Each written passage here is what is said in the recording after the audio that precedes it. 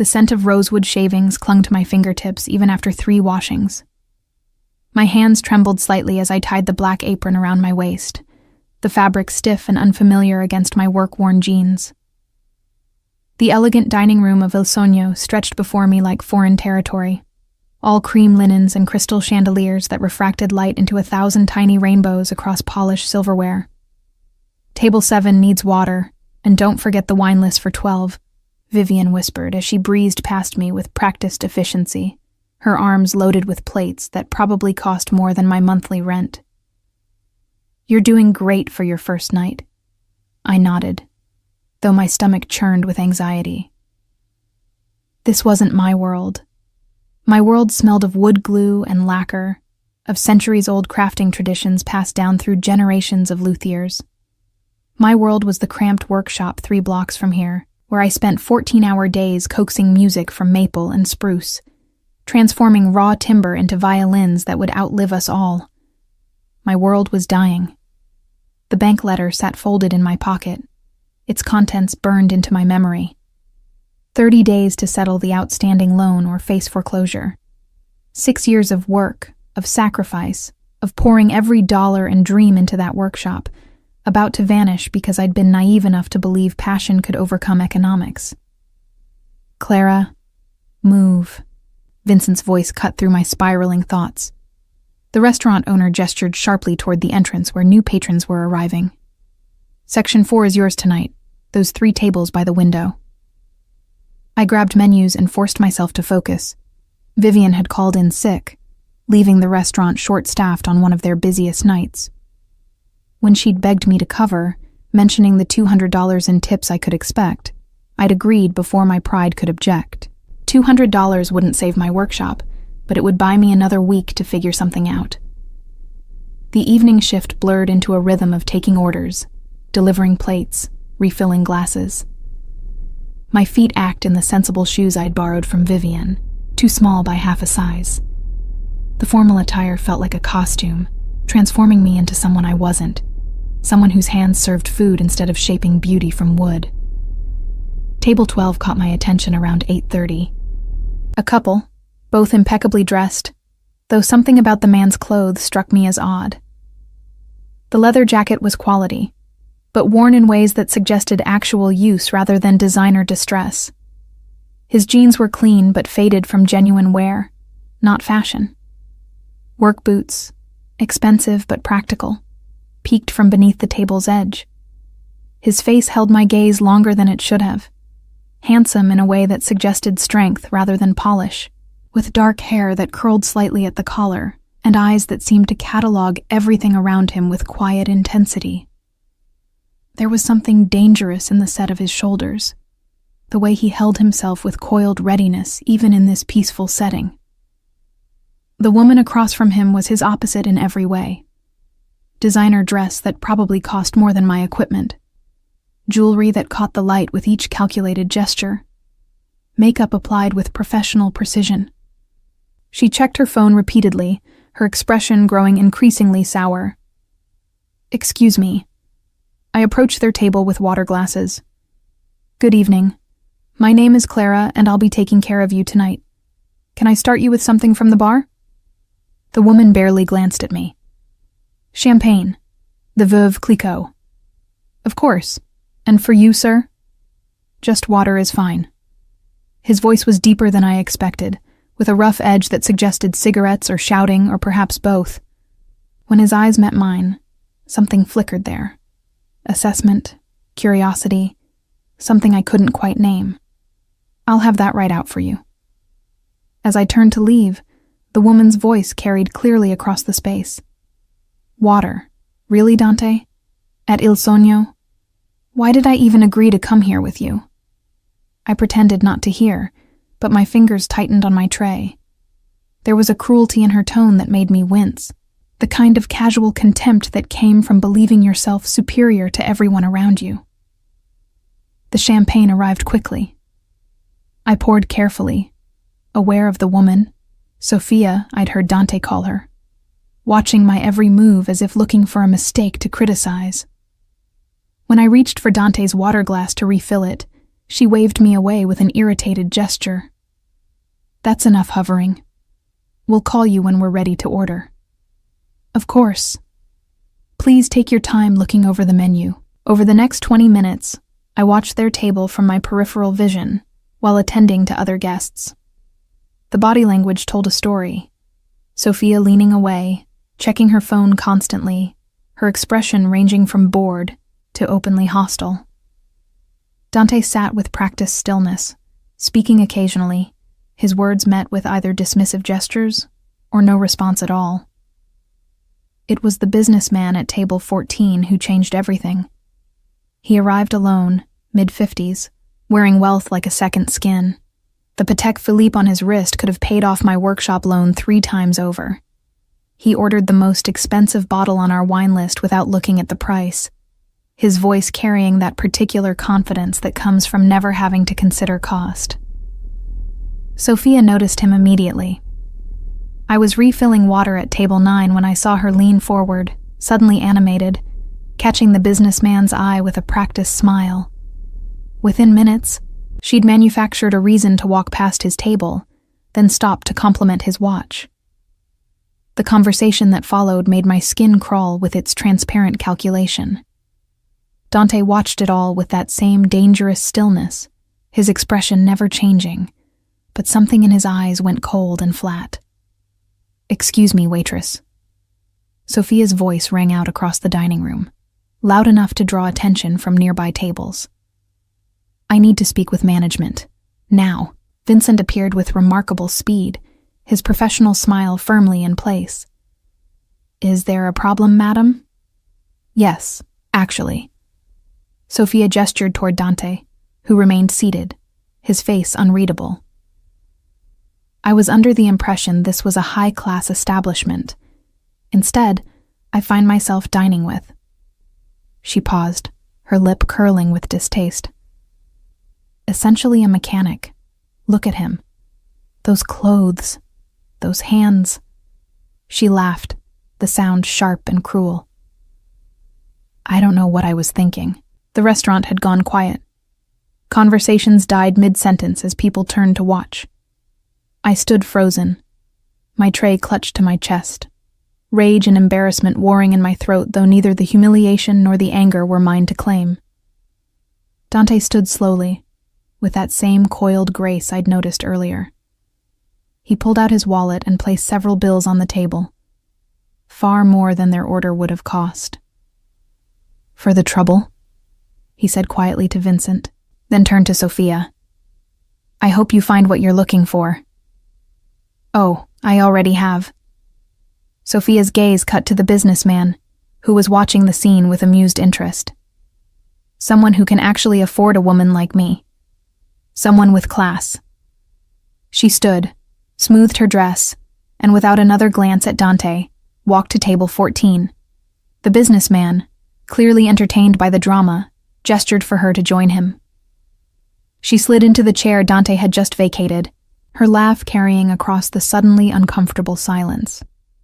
Dante stood there for a moment, his expression giving nothing away, then walked toward the exit.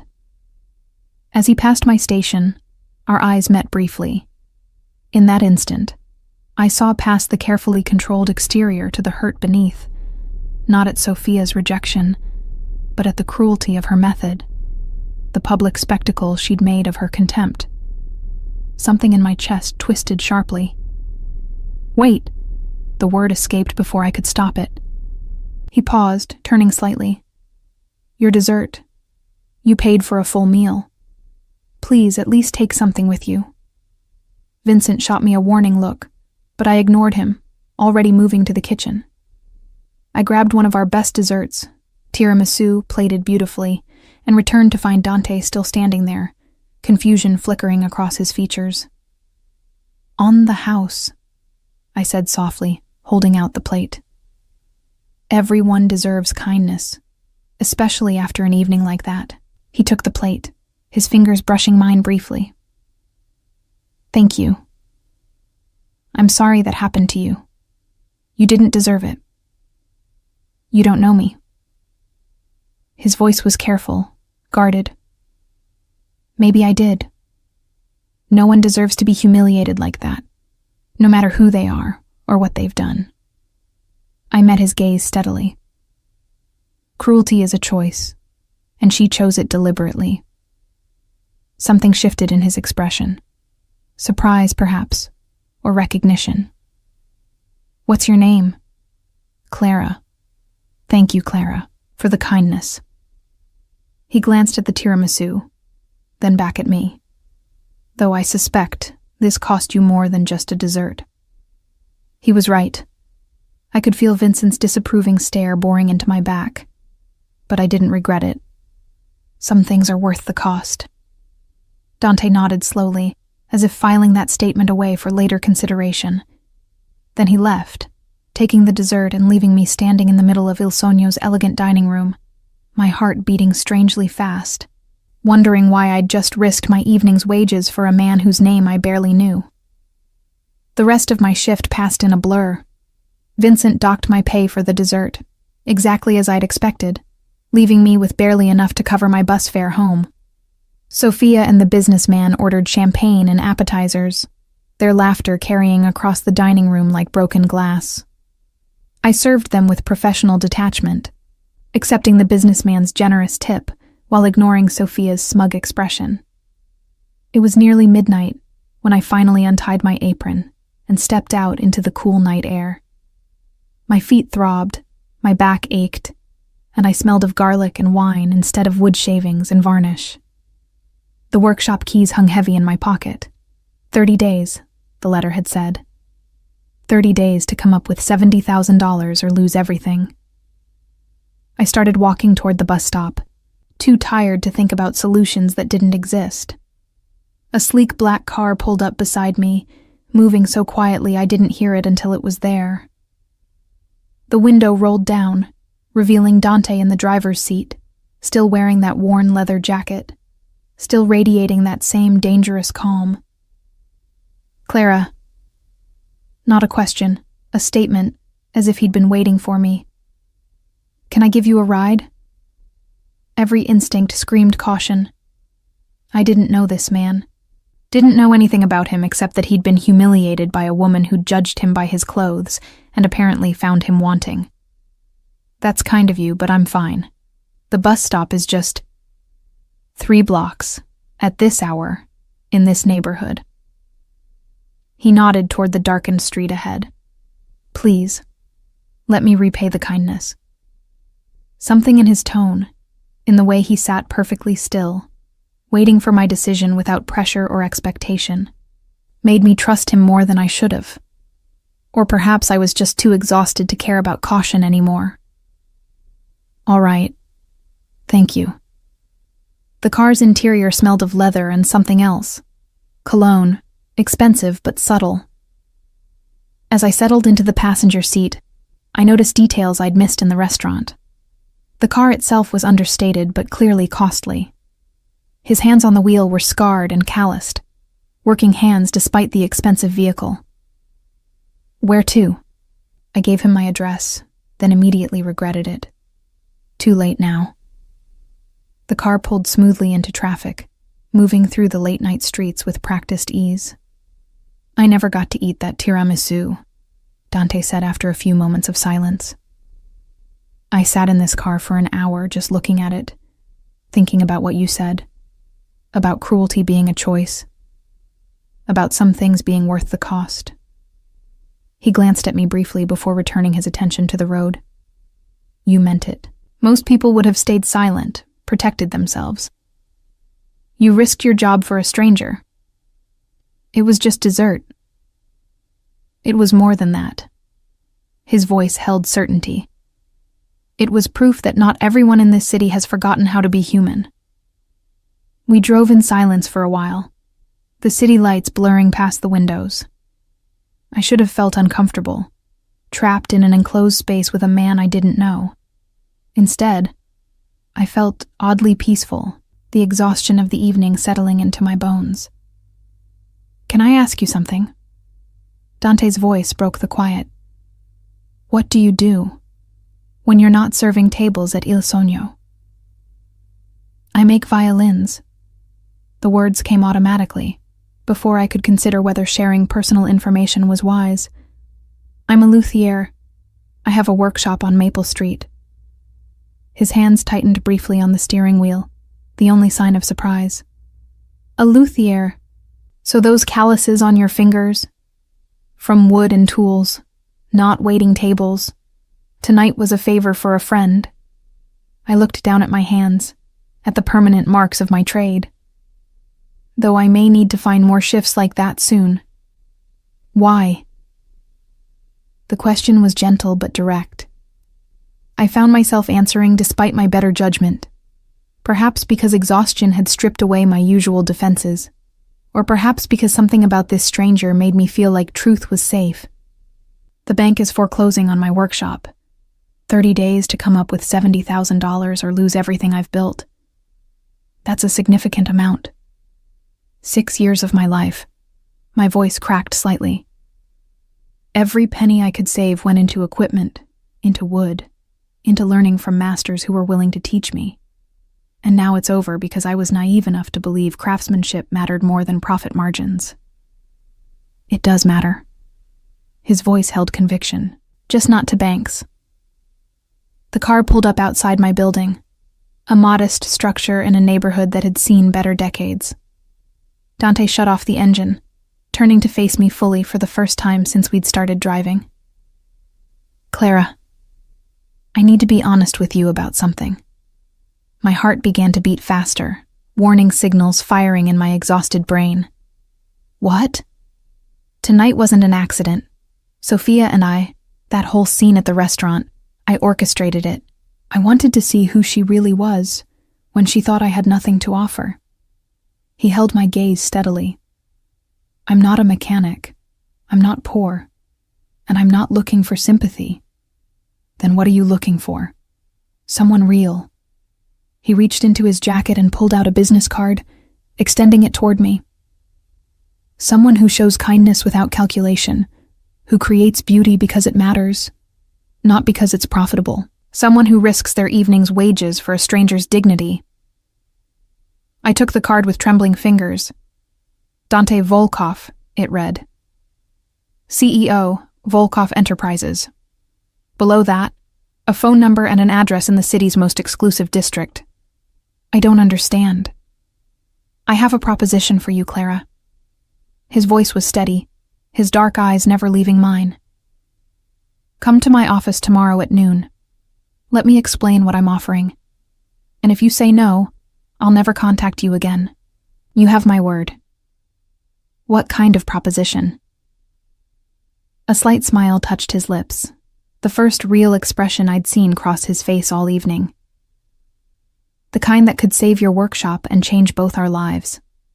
But I need to explain it properly, not in a car at midnight when you're exhausted. Every rational instinct told me to refuse, to thank him for the ride and disappear into my building, to never think about Dante Volkov again. But I looked at that card, at the address that probably led to an office worth more than my entire workshop, and I thought about 30 days and $70,000 and 6 years of my life about to vanish into bankruptcy. Noon tomorrow? I'll send a car, same one. The driver's name is Roman. He's worked for me for 10 years. You'll be completely safe, I promise. I nodded, pocketing the card, then reached for the door handle. Before stepping out, I turned back. Dante, that test you ran tonight, with Sophia, did you get your answer?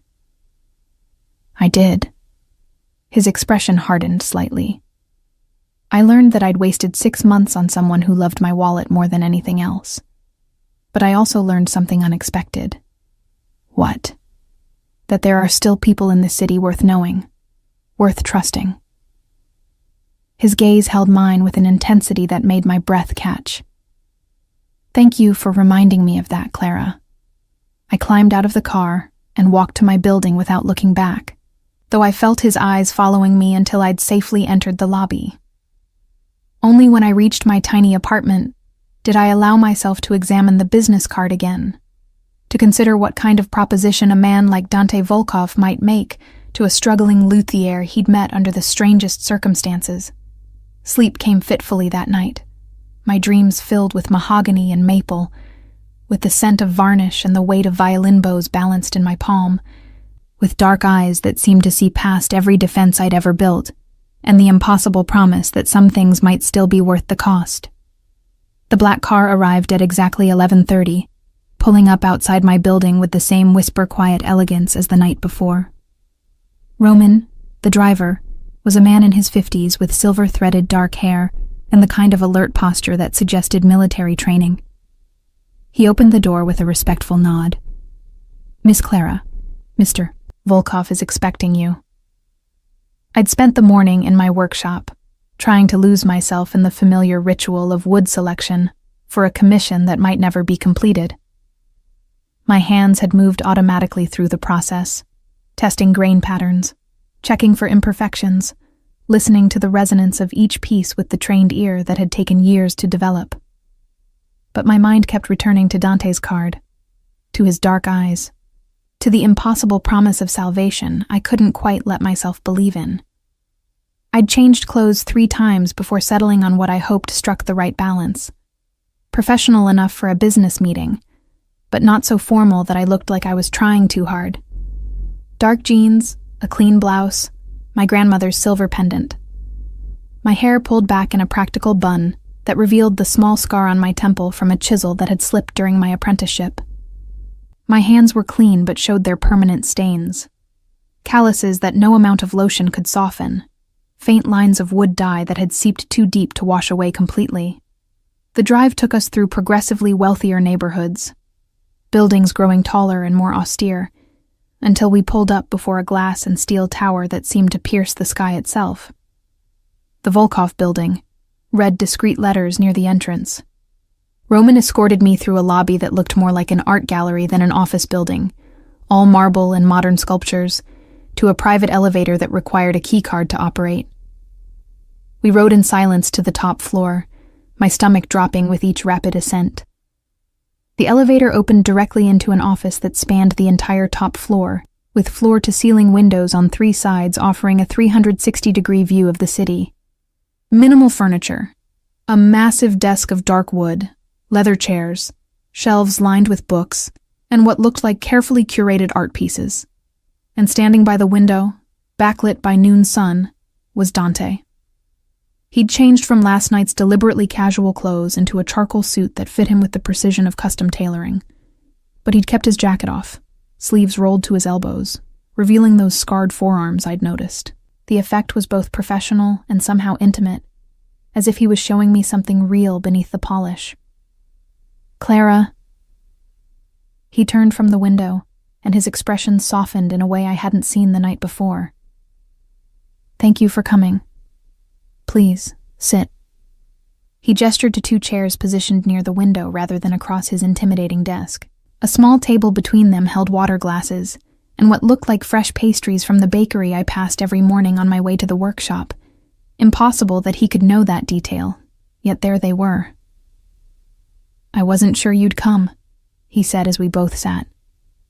After the strangeness of last night, it would have been reasonable to decide I was either insane or dangerous. "I'm still not convinced you're neither," I replied, then immediately regretted the honest. But Dante laughed, a genuine sound that transformed his severe features. "Fair enough. Let me try to address both concerns." He leaned forward slightly, his dark eyes intent on mine. "I'm going to tell you things I don't usually share, because I need you to understand who I am and what I'm offering, and because I think you deserve honesty after your kindness last night." "All right." My family built this empire over 3 generations. We started in shipping, expanded into real estate, investments, hospitality. All legitimate businesses now. He paused on that word, now, in a way that suggested a complicated history. But we came from difficult origins. My grandfather did what he had to do to survive in a city that didn't welcome immigrants with open arms. Some of those methods were, let's say, ethically gray. I thought about the danger I'd sensed in him last night, the coiled readiness, the way he'd assessed everything with calculating eyes. "Are you telling me your family has ties to organized crime?" "Had, past tense." His voice was firm. "My father spent his life legitimizing our operations. I've continued that work. Everything we do now is legal, documented, audited. But the reputation lingers. People see the name Volkov and make assumptions. Like Sophia did. Exactly like Sophia did. Though in her case, once she learned the truth about my wealth, the ethical concerns suddenly disappeared." His mouth twisted with bitter amusement. "Fascinating how flexible moral principles become when enough money is involved. Why the test? Why not just be honest from the start?" Dante stood, moving to the window, his broad shoulders silhouetted against the city skyline. "Because I'm tired, Clara. Tired of people who want what I can provide without caring who I am. Tired of relationships built on transactions rather than truth. My father died last year, and suddenly there's pressure from every direction to marry, to produce an heir, to continue the family line." He turned back to face me. "I've been through 6 relationships in 18 months. Each woman was beautiful, accomplished, socially connected. Each one claimed to love me, and each one, when I dug deeper, was really in love with my portfolio. So you dress as a mechanic and take them to expensive restaurants to see if they'll dump you?" "Essentially, yes. Last night was the 6th test. Sophia lasted longer than most, 6 months before I set up the scenario. But her reaction confirmed what I'd already begun to suspect. That she was using you. That she didn't see me at all. Just the lifestyle I could provide." He moved back to his chair, sitting down with a heavy sigh. "Which brings me to why you're here." My heart began beating faster. Whatever he was about to propose, I sensed it would be both unexpected and irreversible. "I'm listening. I need a wife. Not for love. I'm past believing that's possible for someone in my position, but for practical reasons. My father's will requires me to be married within 2 years of his death, or the company gets sold off, divided among shareholders. 8 months have already passed. I have 16 months left." I stared at him, certain I'd misheard. "You're asking me to marry you? We met 12 hours ago. I'm offering you a business arrangement." His voice was steady, matter of fact. "A contract marriage. 1 year minimum to satisfy the will's requirements. In exchange, I'll pay off your workshop loan immediately, provide you with operating capital, connect you with musicians and collectors who appreciate master craftsmanship. You'll have the financial security to focus entirely on your art. And you get what? A wife who's essentially an employee? I get someone real. Someone who showed me kindness when she thought I had nothing. Someone who risks things for principle rather than profit." He leaned forward. "Clara, in the 30 seconds you spoke to me last night, you revealed more genuine character than 6 months of careful dating showed me about Sophia. You're exactly the kind of person I need in my life, even if it's contractual rather than romantic."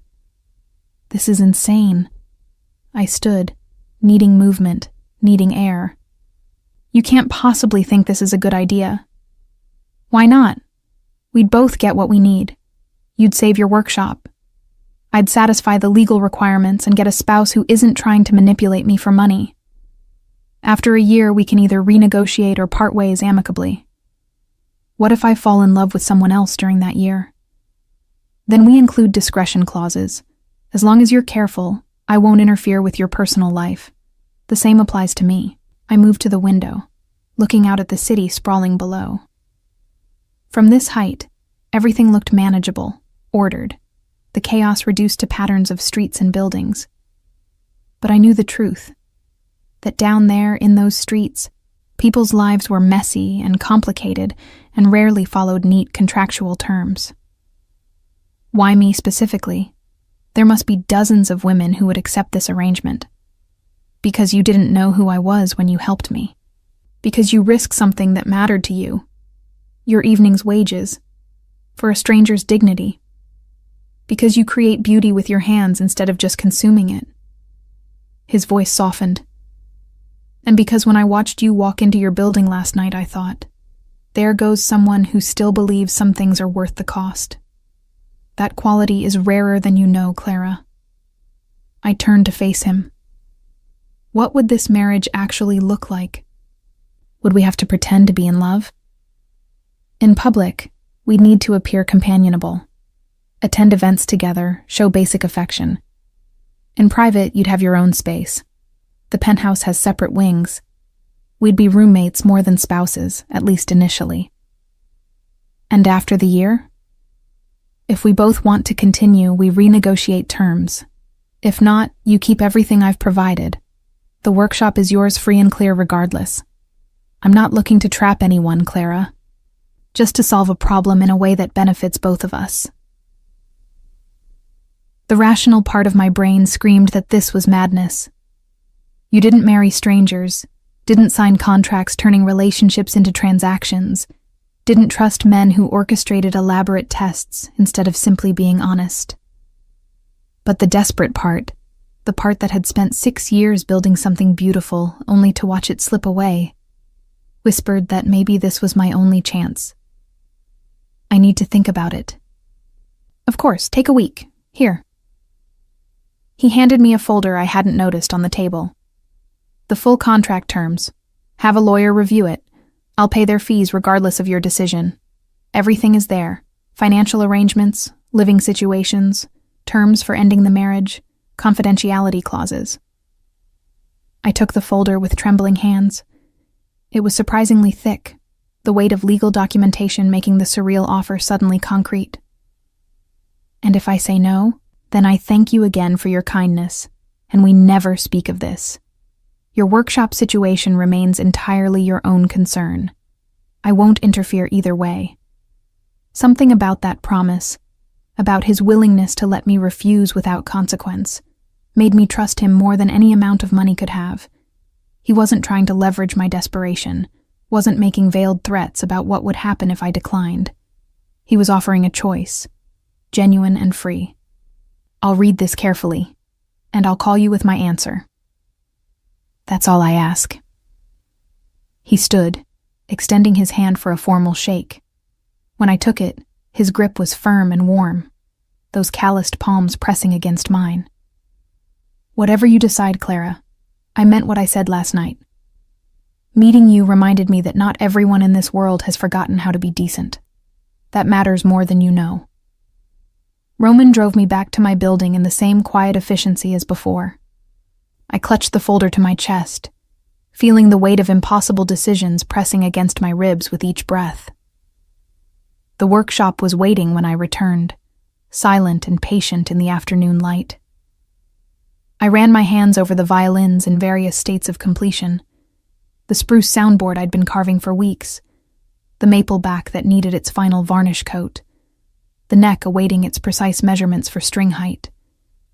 6 years of learning, of failure, of slowly developing the skills that separated adequate instruments from extraordinary ones. All of it about to disappear in 30 days, unless I accepted a proposal so bizarre it had to be either destiny or disaster. I opened the folder and began to read. The contract was exactly as Dante had described. Straightforward terms, generous financial provisions, clear exit clauses. One clause caught my attention. The agreement may be terminated early by mutual consent or extended beyond the initial year if both parties agree. At no point will Clara's professional autonomy be compromised or her creative decisions subject to approval.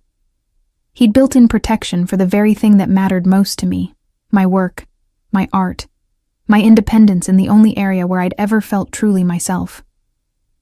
3 days later, after consulting with a lawyer whose fees Dante had indeed paid, after lying awake each night weighing impossible options, after standing in my workshop and imaging it seized, auctioned, turned into something ordinary, I called the number on his card. Clara. He answered immediately, as if he'd been waiting. Have you decided? Yes. My voice was steadier than I felt. I have one condition beyond what's in the contract. Name it. I want to keep working in my current workshop, not relocate to some fancy studio you provide. This space matters to me. It holds 6 years of my life. If we're doing this, if we're signing a contract marriage, then I need the place where I actually feel like myself to stay mine. Silence on the other end. Then, done. I'll have the lease transferred to your name, paid in full for the next decade. Anything else? When would we need to marry? As soon as possible. The will's clock is ticking, and I'd rather have time to establish the marriage before any shareholders question its validity. How soon is as soon as possible? There's a judge who owes me a favor. We could be married by the end of the week if you're willing. The end of the week. 5 days to transform from struggling luthier to contract wife of a man whose last name carried weight and danger in equal measure. 5 days to change everything about my life, except the part that mattered most. Okay. The word came out barely above a whisper. Let's do it. You're certain? Clara, I need to know you're choosing this freely, not just because you're desperate. I'm choosing it because you're right. We both get what we need. And because you built protection for my work into the contract before I even asked. That tells me something about who you are. I could hear the smile in his voice. I'll send Roman to pick you up tomorrow at noon. We'll handle the legal paperwork, and I'll arrange the ceremony for Friday afternoon. Simple, private, just us and the required witnesses. Is that acceptable? Yes. Clara, thank you for trusting me with this. I promise I'll make it worth the risk. After we hung up, I sat in my workshop for a long time, running my hands over the wood shavings that covered every surface, breathing in the scent of lacquer and rosin that had become more familiar than my own apartment. In 5 days, I would become Mrs. Clara Volkov, a wife without love, a spouse without romance, a partner bound by contract rather than emotion. But my workshop would survive. My art would continue. And maybe, just maybe, I'd find something worth the cost in a marriage that began with kindness instead of passion, with honesty instead of illusion. The wood shavings drifted slowly to the floor as I stood, their spiraling descent beautiful and temporary, like everything else in this world, except the music we create and the choices we make when there are no good options, only less impossible ones. The judge's chambers smelled of leather-bound law books and old coffee. I stood beside Dante in a simple cream dress I'd bought that morning, my hands clutching a bouquet of white roses that Roman had presented when he picked me up. 3 days had passed since I'd accepted Dante's proposal, 3 days of paperwork and legal documents, and the surreal awareness that I was about to marry a man I'd spoken to exactly 4 times. Do you, Dante Mikhail Volkov, take Clara Sophia Reed to be your lawfully wedded wife? Dante's voice was steady, his dark eyes never leaving mine. I do. And do you, Clara Sophia Reed, take Dante Mikhail Volkov to be your lawfully wedded husband? My mouth went dry. This was the moment, the last chance to back out, to return to my struggling workshop and uncertain future, to choose familiar desperation over unknown compromise. I thought about the bank letter in my pocket, now obsolete, thought about the transfer confirmation showing my workshop loan paid in full, the lease renewed for 10 years, the operating account with more money than I'd earn in 5 years of perfect commissions. I thought about Dante's hand on mine during the contract signing, the way he'd looked at me when I'd insisted on keeping my workshop unchanged, the respect in his voice when he'd said, "Your art matters, Clara. This marriage won't change that." I do. The judge smiled, clearly unaware this was a business arrangement rather than a love match. By the power vested in me by the state of New York, I now pronounce you husband and wife. You may kiss the bride. Dante's eyes flickered with something I couldn't quite read. Nervousness, perhaps, or uncertainty. We hadn't discussed this part. He leaned in slowly, giving me time to pull away, but I held still as his lips brushed mine in the briefest, most chaste kiss imaginable. It lasted perhaps 2 seconds, more symbolic than passionate, but I felt the warmth of it spread through my chest nonetheless. Congratulations, Mr. and Mrs. Volkov. Roman and Adrian, Dante's business partner who'd served as witness, applauded politely. Adrian was tall and elegant, with sharp cheekbones and calculating eyes that had assessed me thoroughly before the ceremony. He'd pulled me aside earlier with blunt words. He's my best friend, so I'm going to say this once. If you're playing him, if this is some elaborate con, I will destroy you in ways you can't imagine. Understood? I'd met his gaze evenly. I'm here because he offered a solution we both needed. Nothing more, nothing less. But I appreciate you looking out for him.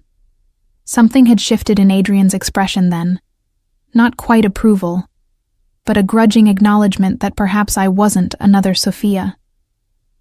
Now we stood in the judge's chambers, officially married, and I felt nothing like what brides were supposed to feel.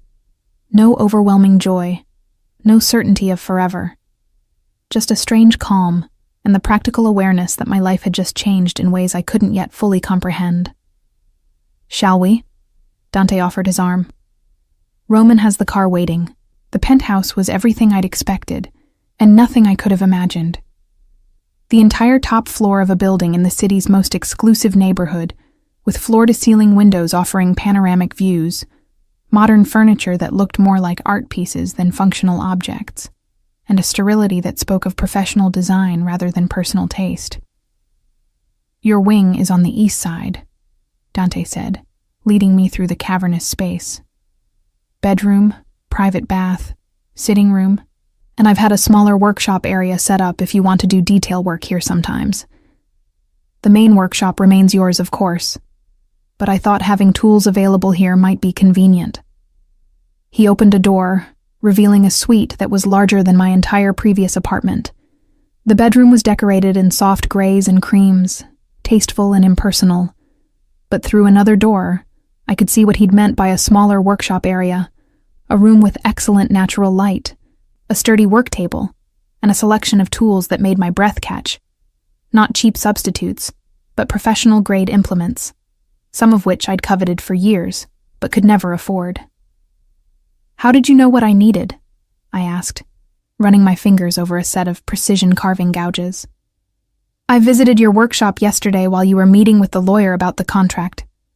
Not to snoop, he added quickly at my expression, but to understand what tools matter to you. Adrian's wife is a sculptor. She helped me select these. If anything is wrong or missing, we can adjust it. The thoughtfulness of the gesture caught me off guard. This wasn't just throwing money at a problem. This was paying attention, caring about details that mattered to me specifically. Thank you. This is more than I expected. You're my wife now, Clara. Even if it's contractual, I take that seriously. He gestured toward the rest of the suite. You have complete privacy here. I won't enter without permission. My wing is on the opposite side. We can go days without seeing each other if you prefer. But I hope we won't. What do you mean? Dante moved to the window, his shoulders tense beneath his expensive suit. I know this isn't a real marriage in the traditional sense, but I'd like us to be friends, if possible. To actually talk, get to know each other. The arrangement works better if we're not complete strangers. Ooh, you want to be friends with your contract wife? I want to be friends with Clara Reed, the luthier who risked her wages for a stranger's dignity. The wife part is just the legal framework that makes it possible. He turned back to face me. Unless you'd prefer to keep this entirely businesslike, I'll respect whatever boundaries you set. I considered that, weighing the loneliness of parallel lives against the risk of actually getting to know this complicated man I'd married. Friends seems reasonable. But Dante, I need you to understand something. What? I can't be what Sophia was supposed to be.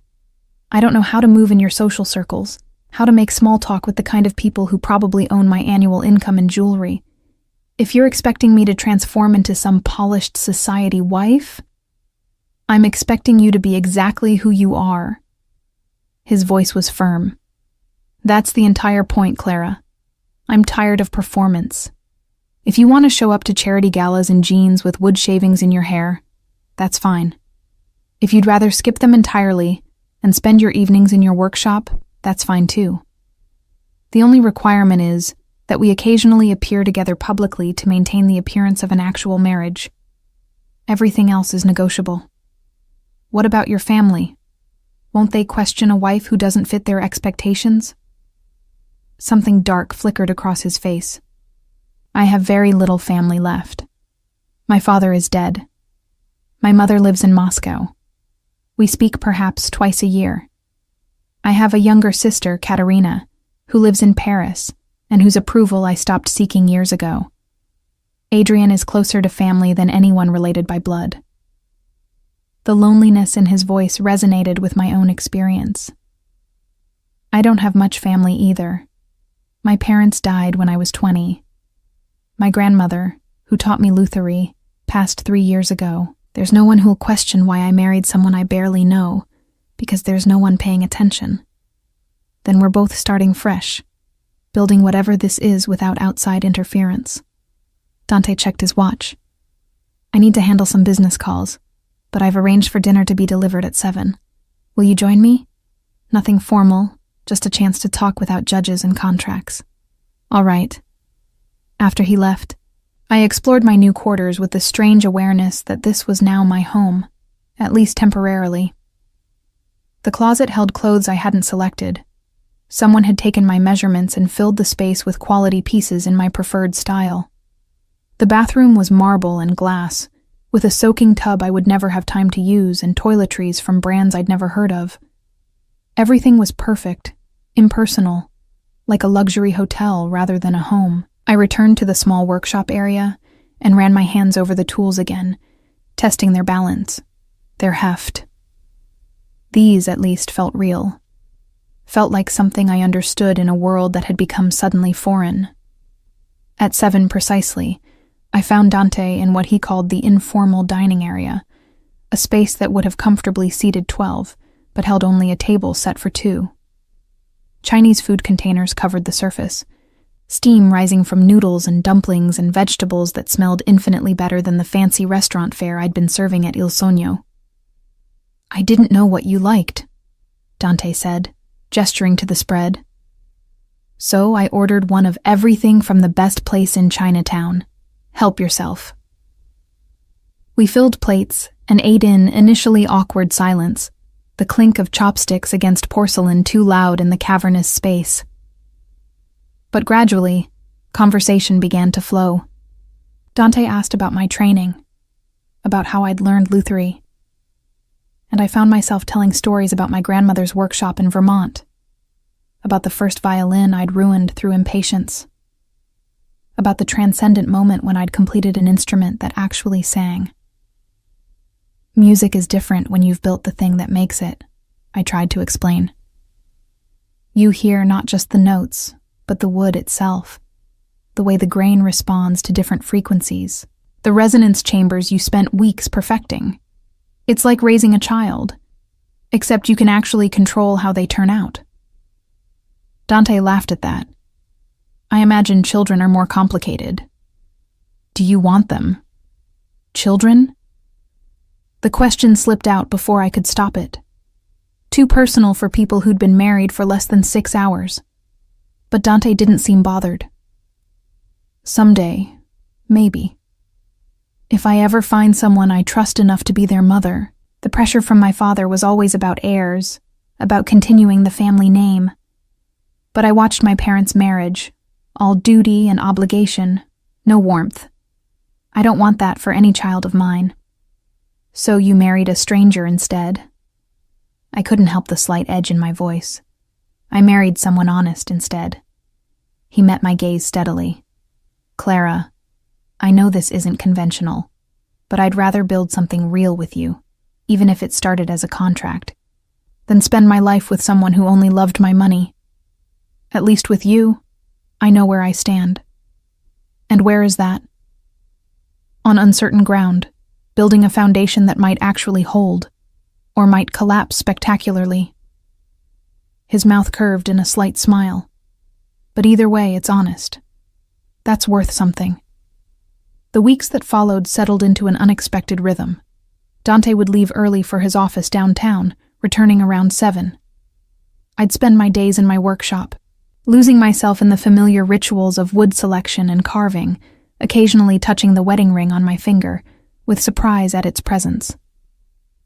Most evenings we'd share dinner, sometimes delivered food, sometimes cooked by the private chef Dante employed but seemed almost embarrassed about. "I can cook," he'd insisted the first time the chef appeared. Basic things, pasta, eggs, sandwiches, but after 16-hour days it's easier to have help. We talked during those dinners, gradually learning each other's histories and preferences.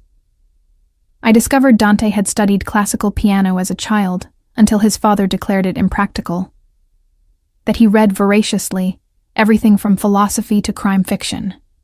That he had a dry wit that only emerged when he felt comfortable, and a surprising vulnerability about whether he was making the right choices with his late father's company. He spent 30 years legitimizing what my grandfather built through violence and intimidation, Dante told me one evening. Every day I'm terrified I'll make some decision that undoes all that work, that sends us sliding back into the darkness he fought to escape. Do you think that's possible? Sliding back?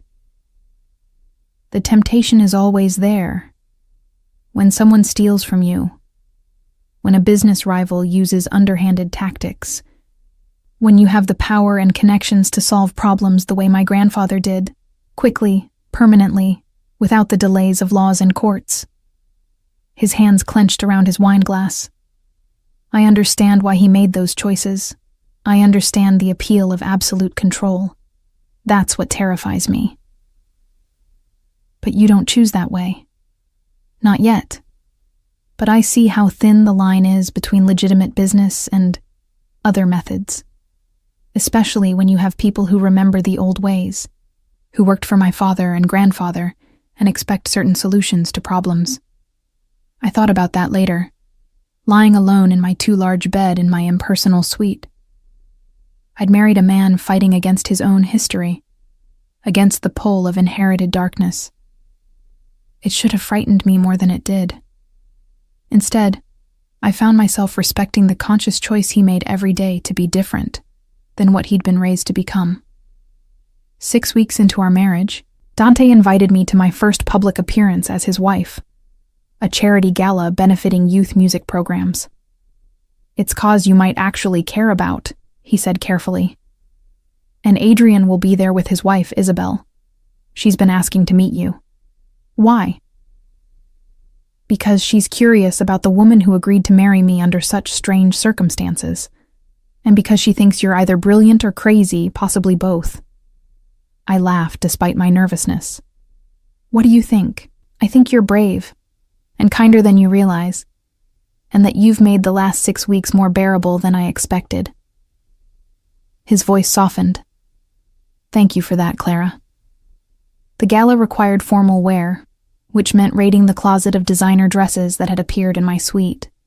I chose something simple in deep blue, pinned my hair up, and stared at the stranger in the mirror who looked polished in ways I'd never aspired to. Dante knocked precisely at 8. When I opened the door, his eyes widened slightly. "You look beautiful." "I look uncomfortable." I tugged at the dress's neckline. "I'd rather be in my workshop jeans." "Then wear those." "I'm serious, Clara. If this isn't you, don't force it." "No, it's fine. I can manage one night of playing dress-up if it helps maintain the appearance we need." I grabbed the small clutch that matched the dress. "But you owe me." "Name your price. Take me to your favorite dumpling place tomorrow. The one you mentioned from Chinatown. No drivers, no formal clothes, just us eating like normal people." His smile was genuine, transforming his usually serious features. "Deal." The gala was exactly as overwhelming as I'd feared. A ballroom full of people wearing wealth like armor, conversations flowing in practiced social rhythms I'd never learned. But Dante remained at my side, his hand at the small of my back, steadying and possessive in equal measure. He introduced me simply. "My wife, Clara. She's a luthier, builds violins by hand." The reactions varied. Some people lit up with genuine interest, asking detailed questions about my work. Others' eyes glazed over, clearly finding craftsmanship less interesting than the diamonds dripping from every wrist and neck. A few gave me assessing looks that suggested they were trying to figure out how someone like me had captured Dante Volkov. "Ignore them," Isabel whispered when we found ourselves alone at the bar. Adrian's wife was petite and fierce, with dark hair and eyes that missed nothing. Half these people have never created anything in their lives beyond social drama. The fact that you build actual beauty with your hands, that terrifies them. Why?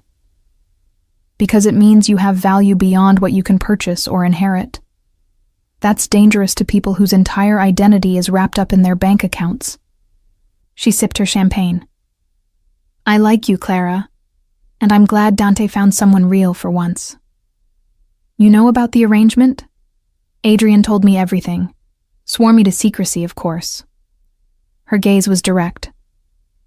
"I think you're both crazy, but I also think you might actually make this work if you're honest with each other."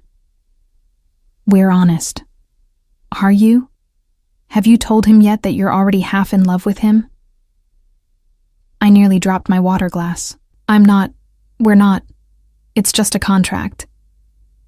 "Tell yourself that if it helps you sleep." Isabel's smile was knowing. "But I've seen the way you look at him when you think no one's watching, and the way he looks at you. That man is absolutely gone, even if he hasn't admitted it yet." Before I could respond, Dante appeared at my elbow. "Everything all right?" "Perfect," Isabel said smoothly. "I was just telling Clara she needs to join us for dinner next week. All 4 of us, somewhere without this crowd." "I'd like that," I said, meaning it. Having an ally, a friend who understood the strangeness of my situation, suddenly seemed invaluable. The evening wound down around midnight. As we rode home in the back of Roman's car, Dante loosened his tie with a sigh of relief. "Thank you for coming tonight. I know it wasn't easy." It was fine. Isabel was right. Some people there were genuinely interested in Luthery. I might have made some contacts. I hesitated, then added, "She said something else too. That we were crazy for trying this arrangement." "What do you think? Are we crazy?" I looked at him in the dim light of the car, at his tired eyes and the slight smile playing at his lips, and thought about Isabel's observation. About the way dinner with him had become the best part of my day. About how I'd started unconsciously timing my workshop breaks to coincide with his calls. About the fact that my supposedly temporary quarters felt more like home than my old apartment ever had. "Maybe," I admitted. "But it's working, isn't it? The arrangement." "It's working." His hand found mine on the seat between us, squeezing gently. "More than working. Clara, I want you to know. This last month and a half, getting to know you, sharing meals and conversation, it's been good. Really good. For me, too." We held hands the rest of the drive home, neither of us acknowledging the shift that had occurred, the way a contract was slowly becoming something more real than either of us had anticipated. When we reached the penthouse, Dante walked me to my suite's door, a courtesy he'd maintained since our wedding night. "Tomorrow," he said. "Dumplings in Chinatown. I'll pick you up at your workshop around noon. I'll be covered in wood shavings." "Good. That's you being real." He leaned in, and for a moment I thought he might kiss me. Instead, he pressed his lips to my forehead, gentle and warm. "Sleep well, Clara." I watched him walk away toward his wing, my fingers touching the spot his lips had warmed, my heart beating faster than it should for a marriage that was supposed to be purely contractual. Isabel was wrong, I told myself. I wasn't falling in love. This was just friendship, comfort, the normal development of trust between 2 people living together. But as I lay in bed that night, my fingers unconsciously turning the wedding ring around and around, I wondered if perhaps I was the one lying to myself. If perhaps the most dangerous thing about a contract marriage wasn't that it might fail, but that it might succeed in ways neither of us had planned for. The wood shavings would wait until morning. Tonight, I let myself imagine what it might be like if this arrangement became something real, if the man sleeping in his separate wing actually became the husband whose ring I wore. The thought should have terrified me. Instead, it filled me with something dangerously close to hope.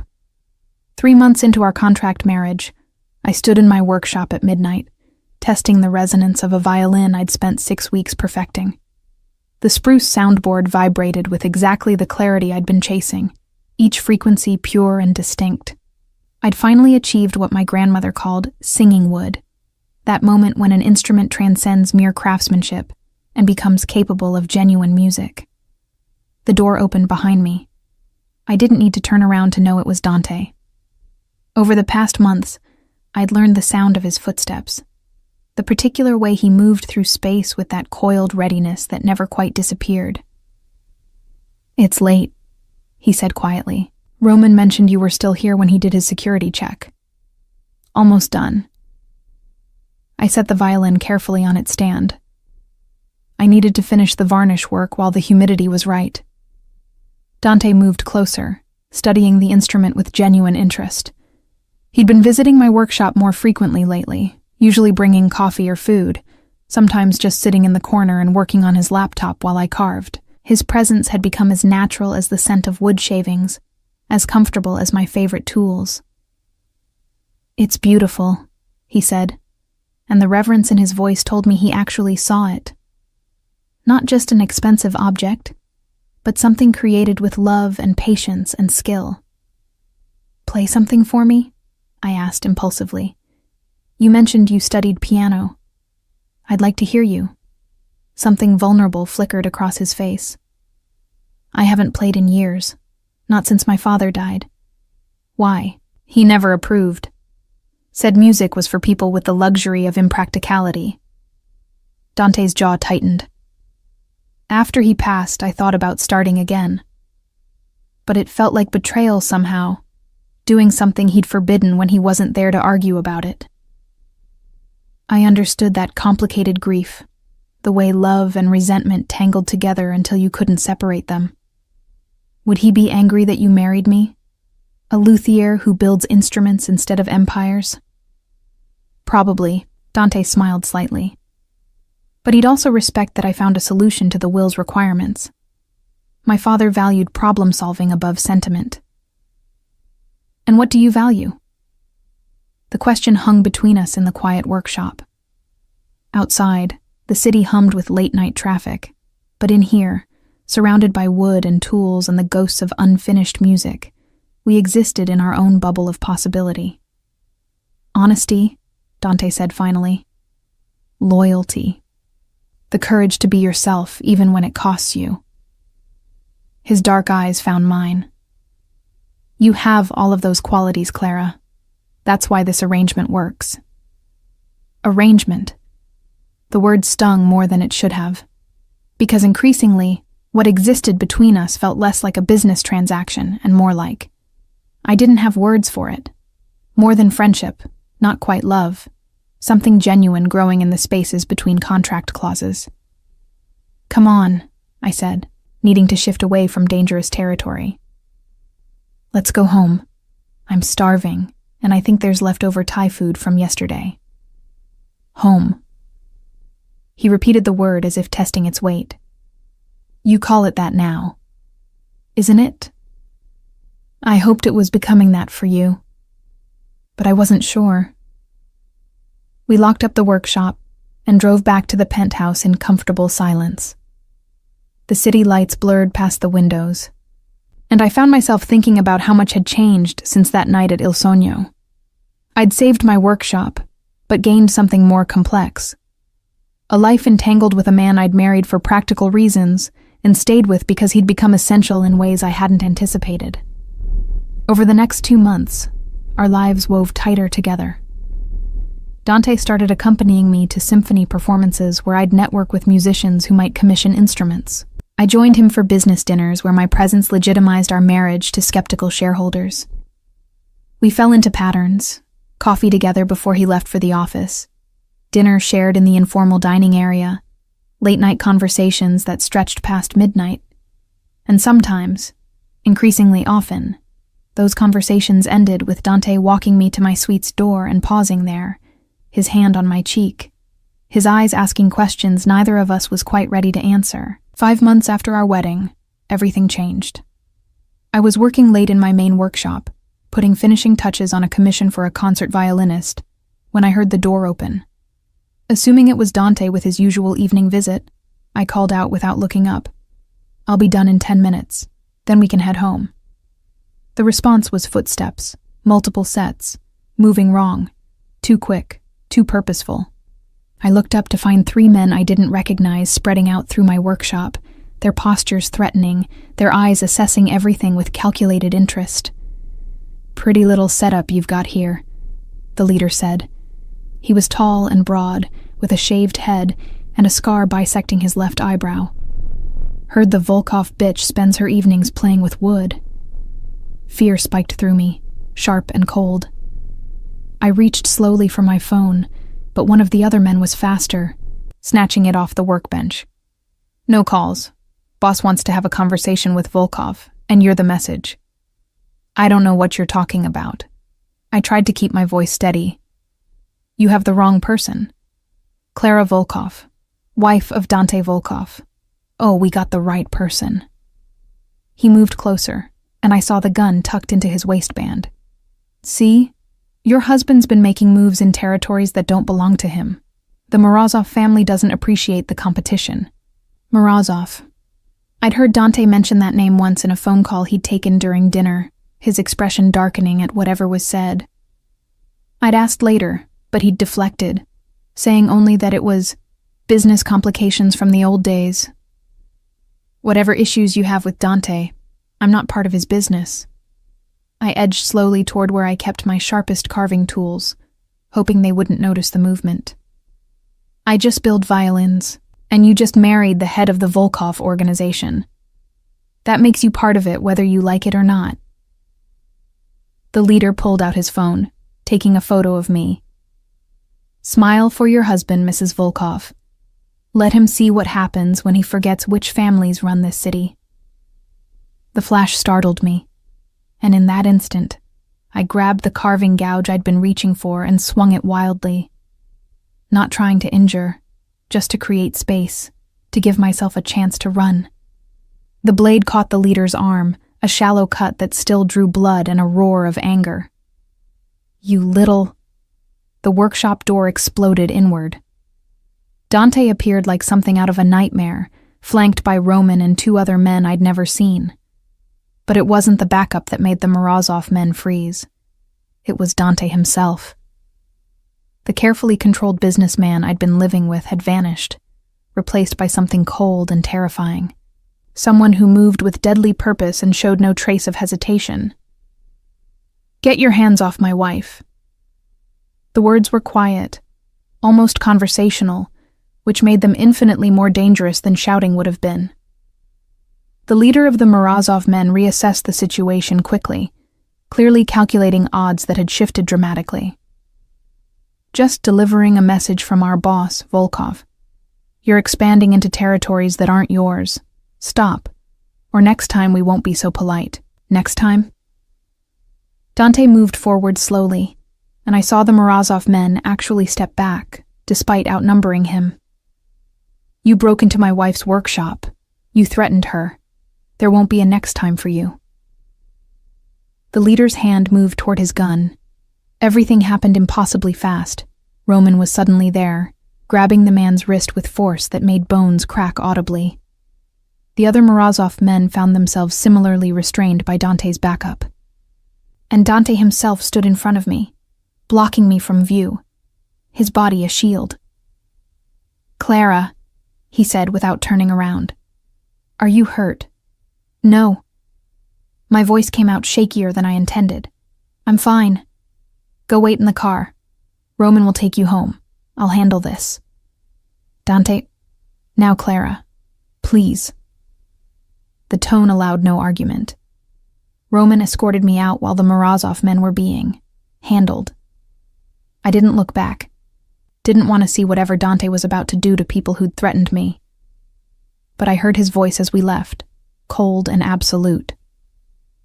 Tell Morozov that if he sends anyone near my wife again, I'll remind him exactly why my grandfather's reputation still carries weight in this city. The drive home passed in a blur. Roman deposited me safely in the penthouse and then left, presumably to return to Dante. I paced the living room, my hands still trembling, my mind trying to process what had just happened. I'd known, abstractly, about Dante's family history, about the gray areas his grandfather had operated in, the legitimate business his father had built from darker origins. But knowing intellectually was different from seeing him transform into someone capable of genuine violence, from hearing the steel in his voice when he'd threatened to use his family's bloody legacy. An hour later, Dante came home. He looked tired, older somehow, the weight of his history visible in the set of his shoulders. When he saw me waiting, relief flooded his features. "Clara, God, I'm sorry. I'm so sorry you were dragged into this. What did you do to them?" I needed to know, needed to understand exactly who I'd married. Sent a message. Nothing permanent, nothing that crosses legal lines, but enough to make Morozov understand that touching you is off limits. He moved closer, then stopped, as if unsure whether I'd welcome his proximity. I thought I'd left that world behind. Thought legitimizing the business meant I wouldn't have to deal with families like the Morozovs anymore. But apparently, they see our expansion in shipping and real estate as threatening their interests. "Are you in danger? Am I? I won't let anyone hurt you. I promise, Clara. Whatever I have to do, whatever old connections I need to use, you'll be safe." That's not what I asked. I met his gaze steadily. I asked if we're in danger. Are we? Dante's expression crumbled slightly. Potentially. The Morozovs aren't known for backing down easily. But I have resources. Protection. And now they know touching you means war. War. The words sat heavy between us. This is what you meant about the temptation to slide back into old methods. This is the darkness you fight against. Yes. He sank onto the sofa, burying his face in his hands. I try so hard to be different than my father, than my grandfather, to prove the business is legitimate now. But men like Morozov see any sign of weakness as invitation. If I don't respond with enough force, they'll keep testing boundaries until someone gets seriously hurt. I sat beside him, my fear gradually being replaced by understanding. You're caught between two worlds, too legitimate for the old families, too connected to history for the new ones to fully trust. Exactly. He looked at me, and in his eyes I saw exhaustion and regret, and something deeper. Clara, if you want to end this arrangement now, I'll understand. This isn't what you signed up for. The contract included security concerns, but I never imagined it would get this dangerous. Do you want me to leave? No. The word came out almost desperately. God, no. Having you here, sharing dinners and conversations, watching you work in your element, it's become the best part of my life. But I won't trap you in a situation that could get you killed. I thought about the past 5 months, about how Dante had never pushed me, never demanded more than I willingly gave, never used our contract as leverage for anything beyond its stated terms, about the man who brought me coffee at midnight, who learned the names of every tool in my workshop, who looked at my finished violins with genuine wonder, about the husband I'd married for practical reasons and stayed with because somehow, impossibly, he'd become essential. I'm not leaving, I said finally. But I need you to be completely honest with me. About your business, about the dangers, about who you really are. No more deflecting or protecting me from uncomfortable truths. Everything? Everything. If I'm going to be actually married to you, not just contractually, then I need to know what I'm dealing with. His eyes widened slightly at my phrasing. actually married. Isn't that what's happening? We stopped being strangers performing an arrangement weeks ago, Dante. We're friends at minimum. And I think... I hesitated, then pushed forward. I think we're becoming more than that. He reached for my hand slowly, giving me time to pull away. I didn't. His scarred palm pressed against mine, warm and solid. I think we are too, and it terrifies me. Why? Because I didn't plan for this. Didn't expect to actually care about my contract wife. But somewhere between dumplings in Chinatown and you falling asleep on my shoulder during a symphony performance, you became real to me. Important. And now you're in danger because of who I am. Then protect me. Not by pushing me away, but by being honest and letting me make informed choices. I squeezed his hand. Tell me everything, Dante, starting with the Morozovs and ending with whatever else you've been trying to shield me from. So he did. Over the next several hours, Dante told me everything, about his grandfather's role in organized crime, about his father's decades-long effort to legitimize their operations, about the gray areas that still existed, about families like the Morozovs who resented the Volkovs for going soft, about legitimate business rivals who spread rumors about his family's history to undermine his current ventures, about the constant balancing act between honor and pragmatism, between the person he wanted to be and the person his position sometimes required. I'm not my grandfather, he said finally, exhaustion evident in his voice. I don't hurt people for profit or power. Everything I do now is legal, documented. But I have connections, knowledge, ways of solving problems that aren't exactly conventional. And when someone threatens you, Clara, I'll use every resource available, old ways included, to keep you safe. I absorbed all of it. The history, the danger, the complicated reality of loving a man whose past cast long shadows. Because I did love him, I realized.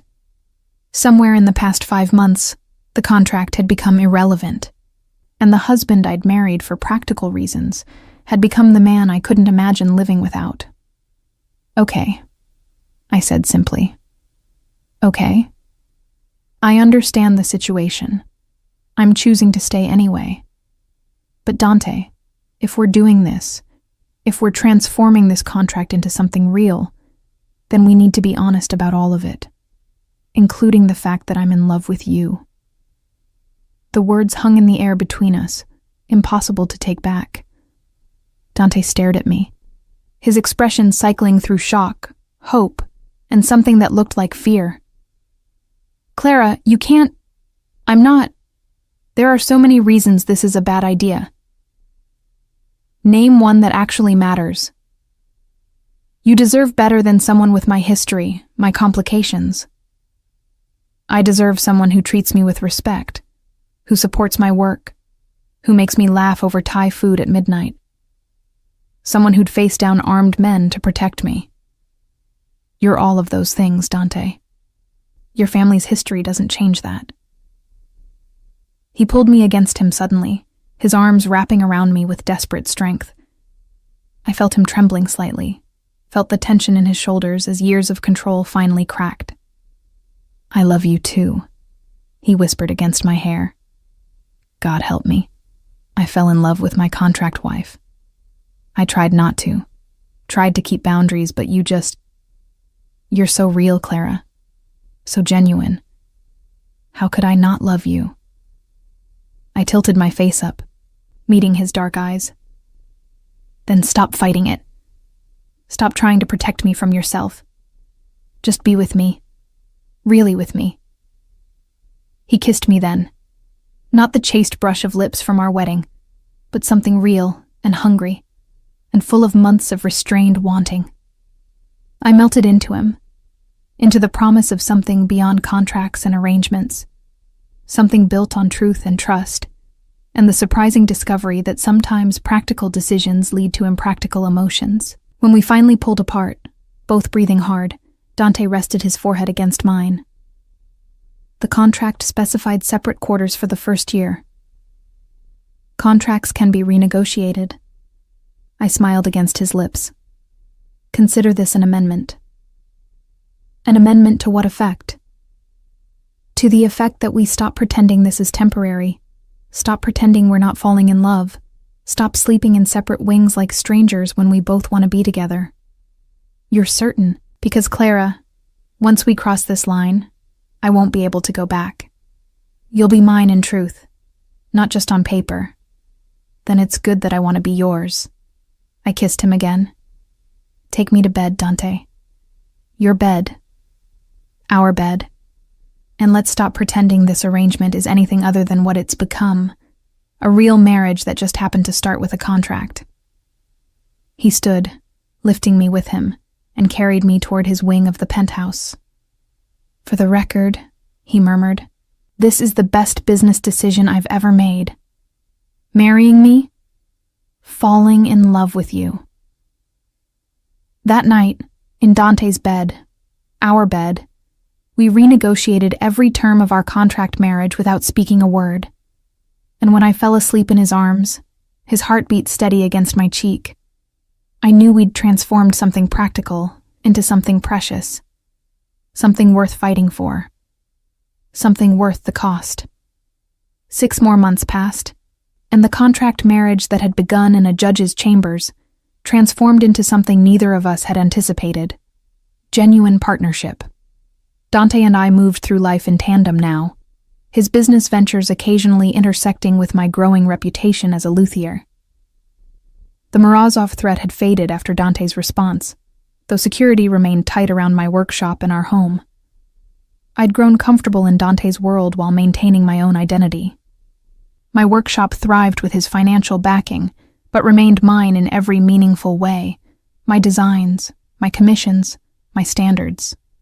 The violins I created found their way into the hands of musicians who appreciated master craftsmanship, and word spread through classical music circles about the luthier who'd married into the Volkov family, but built instruments as if money were irrelevant.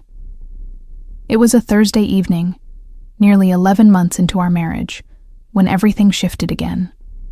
I was in my workshop finishing detail work on a viola commission when my trained ear caught something wrong. Footsteps in the hallway that didn't match Roman's measured tread or Dante's purposeful stride. Too light, too hesitant, the gait of someone unfamiliar with the space trying to navigate quietly. I'd learned caution since the Morozov incident. My hand moved slowly toward my phone, but I kept working, tools moving naturally across the wood's surface, while my attention focused on tracking the approaching sound. The door opened. Lucian Constantine, Dante's business partner and childhood friend, stood in the doorway. His presence wasn't unusual. He'd visited my workshop several times, always with Dante, always to discuss business that intersected with our life. But tonight he was alone, and something about his expression made alarm bells ring in my mind. Clara. Working late again? Commission deadline. I set down my carving tool carefully. Did Dante send you? He said he'd be in meetings until midnight. Actually, I need to speak with you privately, about Dante. The phrasing was wrong, too formal, too careful. In 11 months of knowing Lucian, he'd never sought me out alone, never requested private conversations that excluded Dante. But I kept my expression neutral, my hands steady. Of course. What's wrong? Lucian moved further into the workshop, his eyes scanning the space with assessment I'd seen before in men evaluating security risks or escape routes. How much do you know about Dante's current negotiations with the Morozov family? I know they're ongoing, that Dante's trying to reach an understanding about territorial boundaries in shipping and real estate. I'd been privy to those discussions, had even attended several meetings where my presence helped project legitimacy and stability. Has he mentioned anything about a merger? About bringing the Morozov operations under Volkov control? I shook my head, confusion joining my unease. No. He said the goal was peaceful coexistence, not absorption. That's what he tells you. Lucian's voice carried something I'd never heard from him before. contempt, maybe, or disappointment. But the reality is that Dante's been planning to take over Morozov Holdings for months, using legitimate business pressure combined with other methods. Other methods meaning what exactly? The kind his grandfather used: intimidation, destruction of assets, threats against family members. Lucian met my gaze. Your husband isn't the reformed businessman he pretends to be, Clara. He's exactly what his bloodline suggests: a criminal using legal operations as cover. Every instinct screamed that something was wrong with this conversation, with Lucian's sudden appearance and carefully crafted accusations, but I kept my face carefully neutral, my voice steady. That doesn't sound like Dante. Because he's hidden it from you, kept you separate from the darker side of his operations. Do you think it's coincidence that the Morozovs backed off so quickly after threatening you? Dante didn't just warn them. He destroyed their waterfront operations. Burned 3 warehouses, sent 2 of their captains to the hospital. All while telling you it had been handled quietly. I thought about that night, about Dante's exhaustion when he'd returned, about his careful explanations of sending messages. Had he been lying? Or was Lucien lying now? Why are you telling me this? Because you deserve to know who you married, and because I need your help stopping him before he slides completely into the darkness he claims to reject. Lucian pulled out his phone, showing me what looked like financial documents. These show money moving through shell corporations to pay for illegal activities. Dante's signature on every transfer. I studied the documents, my mind working through what I was seeing. The papers looked authentic, the signatures matched, the amounts were significant. But something felt wrong. A dissonance I couldn't quite identify, like a violin with perfect construction but lifeless tone. What do you want from me? Access to his home office. There are documents I need, proof of his dealings that will stop the merger and force him back toward legitimate operations. You can get into that office without triggering security. Lucian's voice was urgent now, persuasive. Help me save him from himself, Clara, before he becomes his grandfather's ghost. It was the mention of Dante's grandfather that clicked everything into place, because Dante had told me about his terror of becoming that man, about the constant fight against inherited darkness. These were intimate fears, shared in vulnerable moments, and Lucien was weaponizing them, using my protective instincts against the man I loved. I need to think about this, I said carefully. Those are serious accusations. We don't have time. The merger moves forward tomorrow night.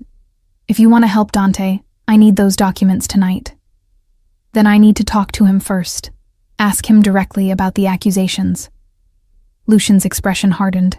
He'll deny everything, convince you I'm lying or mistaken. That's what he does, Clara. He manipulates. How do you think he got you to marry him in the first place? A contract marriage to a stranger? He needed a wife for his father's will, and he found someone desperate enough to accept. The words were designed to hurt, to make me doubt, but they had the opposite effect. Because I remembered that night at Il Sogno, remembered Dante's humiliation at Sophia's hands, remembered his genuine surprise when I'd offered him kindness. Whatever game Lucian was playing, it wasn't about saving Dante from himself.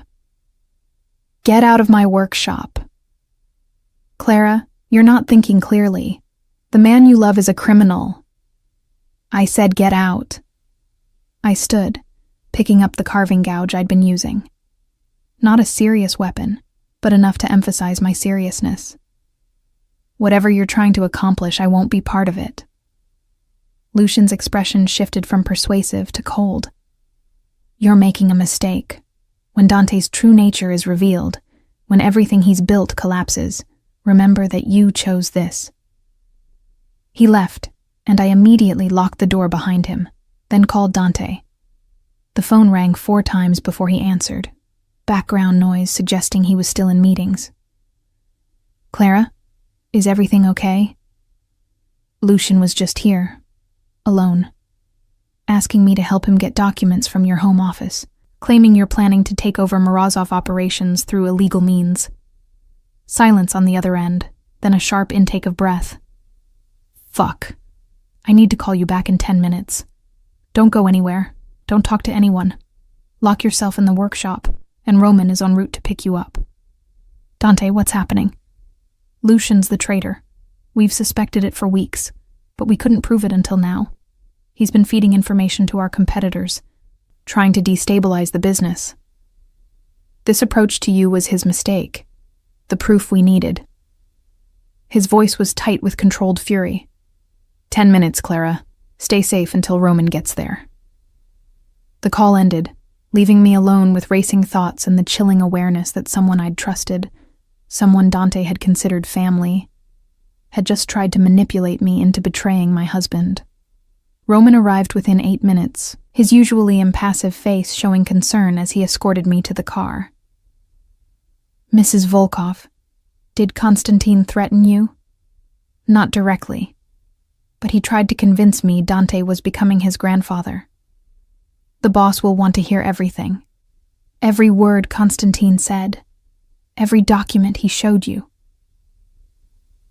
At the penthouse, Dante was waiting, flanked by Adrian and 2 security personnel I didn't recognize. His eyes found mine immediately, and the relief that flooded his features was so intense it made my chest ache. Clara. He crossed to me, pulling me into his arms with desperate strength. Thank God you're safe. I'm sorry. I'm so sorry I didn't see this coming sooner. Tell me what's happening. All of it. Over the next hour, Dante, Adrian, and their security team explained. Lucian had been embezzling funds for months, using his position to skim money and sell information to Volkov competitors. When Dante had started investigating financial irregularities, Lucian had panicked, realizing he needed to either discredit Dante or gain access to evidence that could incriminate him. The Morozov situation gave him an opening, Adrian explained.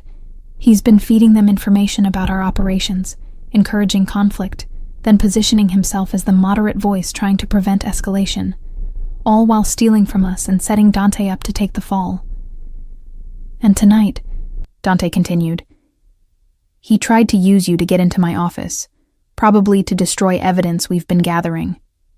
What he didn't know is that we'd already moved everything relevant to a secure location. But his approach to you, that's concrete evidence of attempted manipulation and conspiracy. I thought about Lucian's words, his carefully constructed narrative about Dante sliding into darkness. He knew exactly what buttons to push, knew about your fears of becoming your grandfather, because I'd confided in him, trusted him with my doubts and concerns. Dante's voice was bitter. He was my friend for 20 years, Clara. I brought him into the business, made him partner, trusted him with our family's legacy. And he's been systematically betraying us for at least 6 months, possibly longer. What happens now? We have enough evidence to prosecute. Embezzlement, corporate espionage, fraud.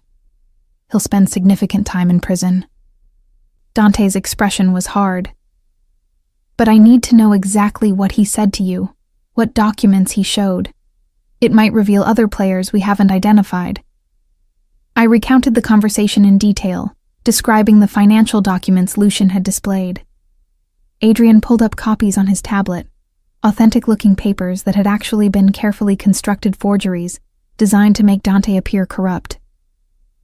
He spent significant time on these, Adrian noted. Which means he's been planning this approach for weeks. The question is whether he'll try something else now that this failed. He won't get the chance. Dante's voice carried absolute certainty. Roman, coordinate with our legal team. I want charges filed tomorrow morning. And find out who else Lucian's been talking to. If he's compromised any of our other partners, I need to know. As the security team dispersed to handle various tasks, Dante and I found ourselves alone in the penthouse's living room. City lights glittered beyond the windows, and I thought about how 11 months ago I'd first entered this space. A stranger agreeing to a contract marriage with a man I barely knew. I was right, I said quietly. About what? That night, when we married, you asked if I trusted you, and I said I'd need you to be completely honest. No more protecting me from uncomfortable truths. I met his gaze. But you've been investigating Lucian for weeks without telling me. Guilt flickered across Dante's features. I didn't want to worry you. Didn't want to poison your relationships with our friends until I had proof. Dante, we're past that. Past you protecting me from your world. If we're actually married, and we are, contract or not, then you need to trust me with the difficult things, even when you think you're shielding me. You're right. He moved to sit beside me, taking my hand. I'm sorry. Old habits. Trying to compartmentalize danger away from the people I care about. But you deserve to know what's happening, especially when it might affect you. Did you suspect he might approach me?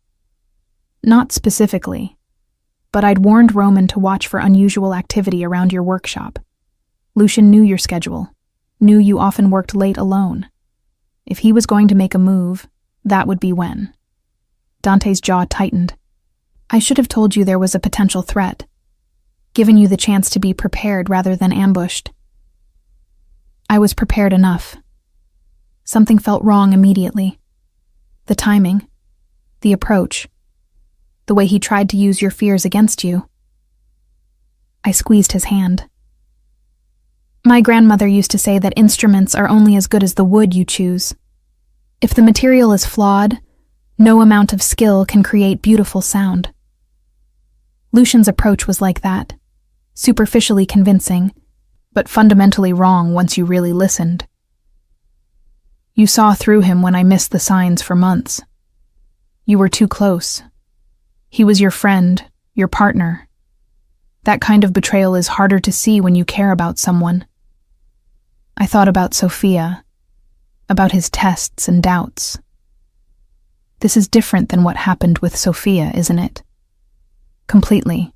Sophia wanted my money. That hurt my pride, but not my heart.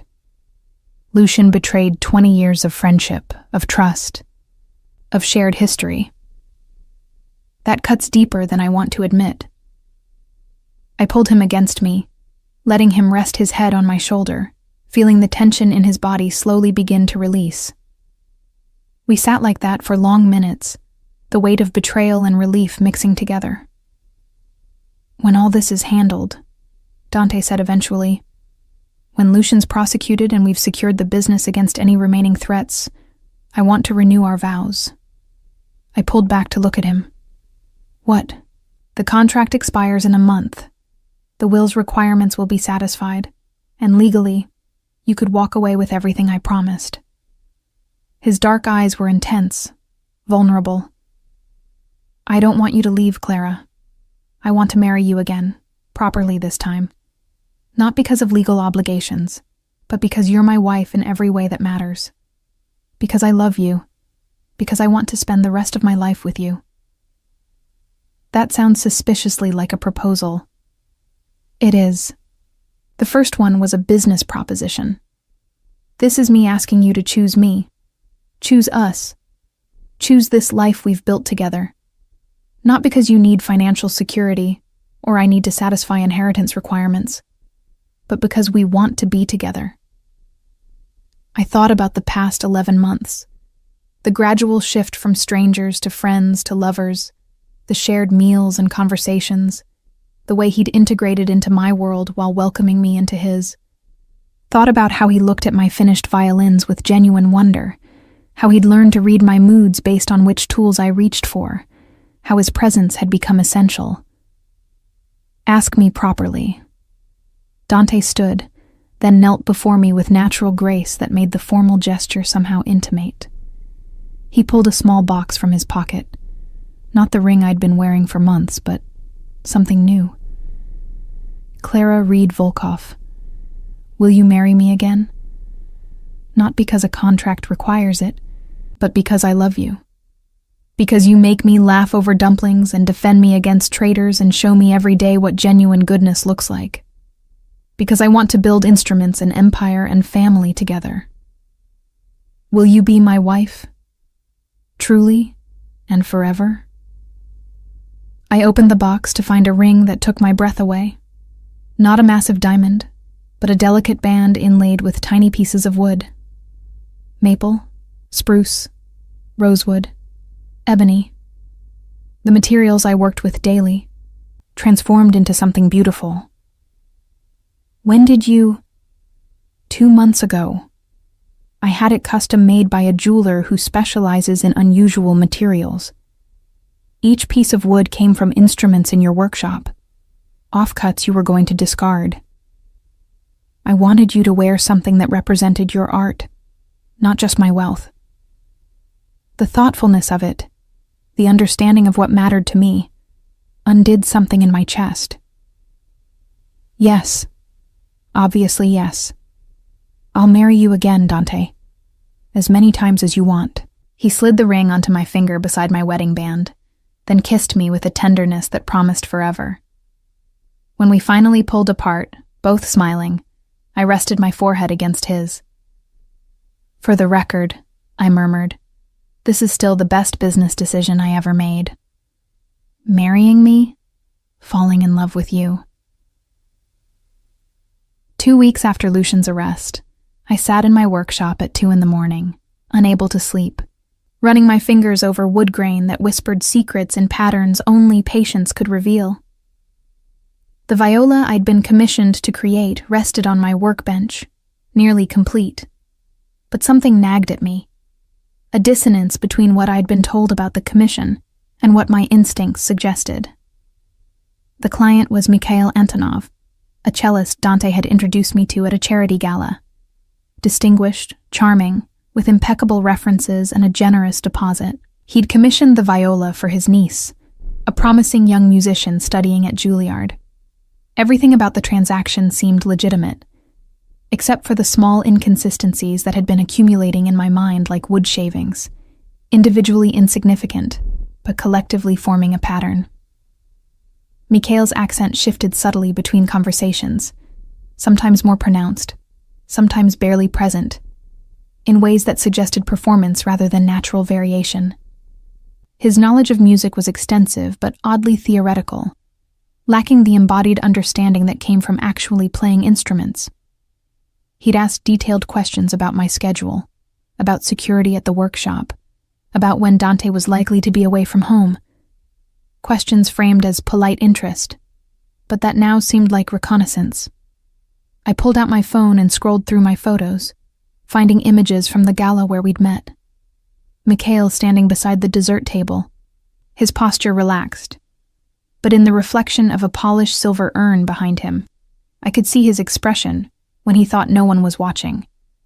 Not charming, not interested in the music program being celebrated, but calculating, assessing. My grandmother had taught me to trust my hands more than my eyes, to listen for truth in resonance rather than appearance. I'd learned to identify instruments by their unique sound signatures, to catch infinitesimal variations in tone that revealed flaws invisible to visual inspection. That same attention to detail, to patterns beneath surface presentation, was now suggesting something wrong about Mikhail Antonov. I opened my laptop and began researching. The references he'd provided checked out superficially, but when I dug deeper, following threads of information with the same meticulous patience I brought to wood selection, inconsistencies emerged. A performance date that conflicted with another documented appearance. A teaching position at a conservatory that had actually ended 2 years before his resume claimed. Small lies, carefully constructed, probably sufficient for casual verification, but crumbling under sustained scrutiny. 3 hours later, as dawn light began filtering through my workshop windows, I had assembled a disturbing picture. Mikhail Antonov existed, was indeed a cellist, but the man I'd met wasn't him. The real Antonov had died in a car accident 6 months ago in Prague, a tragedy barely reported in international news, easily missed unless you were specifically searching. Which meant the man commissioning this viola, the man who'd been asking careful questions about Dante's schedule and my security, the man who had a key to my workshop for approved morning deliveries of materials. That man was an imposter. My hands trembled as I called Dante. It was 6 in the morning, early even for him, but he answered on the second ring. "Clara? What's wrong?" "Mikhail Antonov isn't who he claims to be. The real cellist died months ago. Someone's been impersonating him, and I think—" My voice caught as the implications crystallized. "I think they've been planning something, Dante. He has a key to my workshop. He asked about your schedule. He's been positioning himself perfectly to—" "Stay where you are. I'm calling Adrian and Roman. Don't leave the workshop. Don't let anyone in. I'll be there in 20 minutes. The call ended, and I sat surrounded by my tools and half-finished instruments, understanding with chilling clarity that I'd been played. Someone had spent months earning my trust, learning my routines, gaining access to my space, all while I'd been too focused on my work to see the manipulation. Dante arrived in 15 minutes with a security team. His face was drawn with worry, but when he saw me unharmed, relief softened his expression. "Tell me everything. Every detail about Antonov. Every question he asked. Every inconsistency you noticed." I explained my research, my growing suspicions, the pattern of small lies that had accumulated into probable deception. Adrian listened carefully, taking notes, occasionally asking clarifying questions. "The timing is suspicious," Adrian noted. "Right after Lucian's arrest, when we'd be focused on securing the business against internal threats, someone inserts himself into your life, gets access to your workshop, learns your schedule, positions himself perfectly for what? Kidnapping? Assassination? Gathering intelligence? We need to find him," Dante said, his voice carrying that cold control I'd only heard a few times before. "And we need to understand who he's working for. This level of preparation suggests significant resources behind him." Over the next 12 hours, Dante's team moved with efficient precision. They tracked the imposter through financial records, surveillance footage, and the careful work of investigators who understood how to find people who didn't want to be found. What they discovered was worse than we'd feared. The man calling himself Mikhail Antonov was actually Alexei Morozov, nephew of the family head Dante had clashed with nearly a year ago. He'd been embedded for months, not to attack directly, but to gather information that would allow the Morozovs to strike at exactly the right moment. The Viola Commission was his cover, Adrian explained as we reviewed security footage from my workshop. But his real objective was learning when you'd be vulnerable, when Dante would be distracted, when they could make a move without triggering the full weight of Volkov's security. "Tonight," Dante said, his voice tight. "We've intercepted communications. They're planning to grab Clara tonight, during your usual late work session. Use her as leverage to force me into surrendering business interests." Fear crystallized in my chest, sharp and cold. But beneath it, I felt something else. Fury at being manipulated, at having my kindness and trust weaponized against the man I loved. "Then, let's give them what they expect," I said quietly. Dante turned to me, his expression sharp. "Absolutely not. We're not using you as bait. You're not using me. I'm volunteering. Because if we don't catch them attempting this, they'll just try again. Better to control the situation, to be prepared, than to live waiting for an attack we know is coming. Clara, I'm not some delicate thing that needs protecting from reality, Dante. I'm your wife, your partner, and I'm the one who figured out Alexei was lying in the first place. Let me help finish this." The argument that followed was intense, with Adrian eventually siding with my position despite Dante's objections. "She's right," he said bluntly. "We need to end this, not just delay it. And Clara's the only advantage we have. They think she's unaware of their plan." Finally, reluctantly, Dante agreed. But the price of his agreement was comprehensive security measures. Undercover personnel positioned throughout my workshop and the surrounding blocks, communication devices hidden on my person, and Dante himself monitoring everything from a surveillance van 1 building away. If anything feels wrong, he insisted, gripping my shoulders with intensity that revealed his barely controlled fear. If you sense any danger I haven't anticipated, you use the panic word. Immediately. No hesitation, no trying to be brave. I promise. That evening, I returned to my workshop as planned, making a show of my usual routine. Lights on at exactly 7:30. Music playing. Vivaldi, my traditional choice for detail work. The careful sounds of tools on wood, the familiar rhythm of my craft.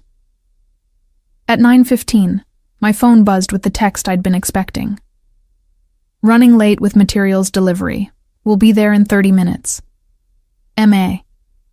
I texted back confirmation, then continued working, my hands steady despite my racing heart. Around me, invisible in darkness and surveillance positions, Dante's team waited. At 9:50, I heard the key in my workshop lock, the key I'd given Mikhail months ago for legitimate delivery purposes, now being used for something far darker. The door opened, and Alexei Morozov entered, no longer wearing his charming cellist persona. 2 men followed him, both armed, both moving with professional efficiency that suggested military or criminal training. Clara, Alexei said, his accent now completely different. Harder, more Russian, stripped of the musical refinement he'd performed for months. So dedicated to your craft, it's almost admirable. Mikhail. I kept my voice steady, my hands on my tools. You're early. Let's drop the pretense. You know who I am. I know you know. Your husband's surveillance teams have been scrambling all day. He smiled coldly. Did you really think we wouldn't notice? My blood ran cold. They'd known about the surveillance, known we were expecting them.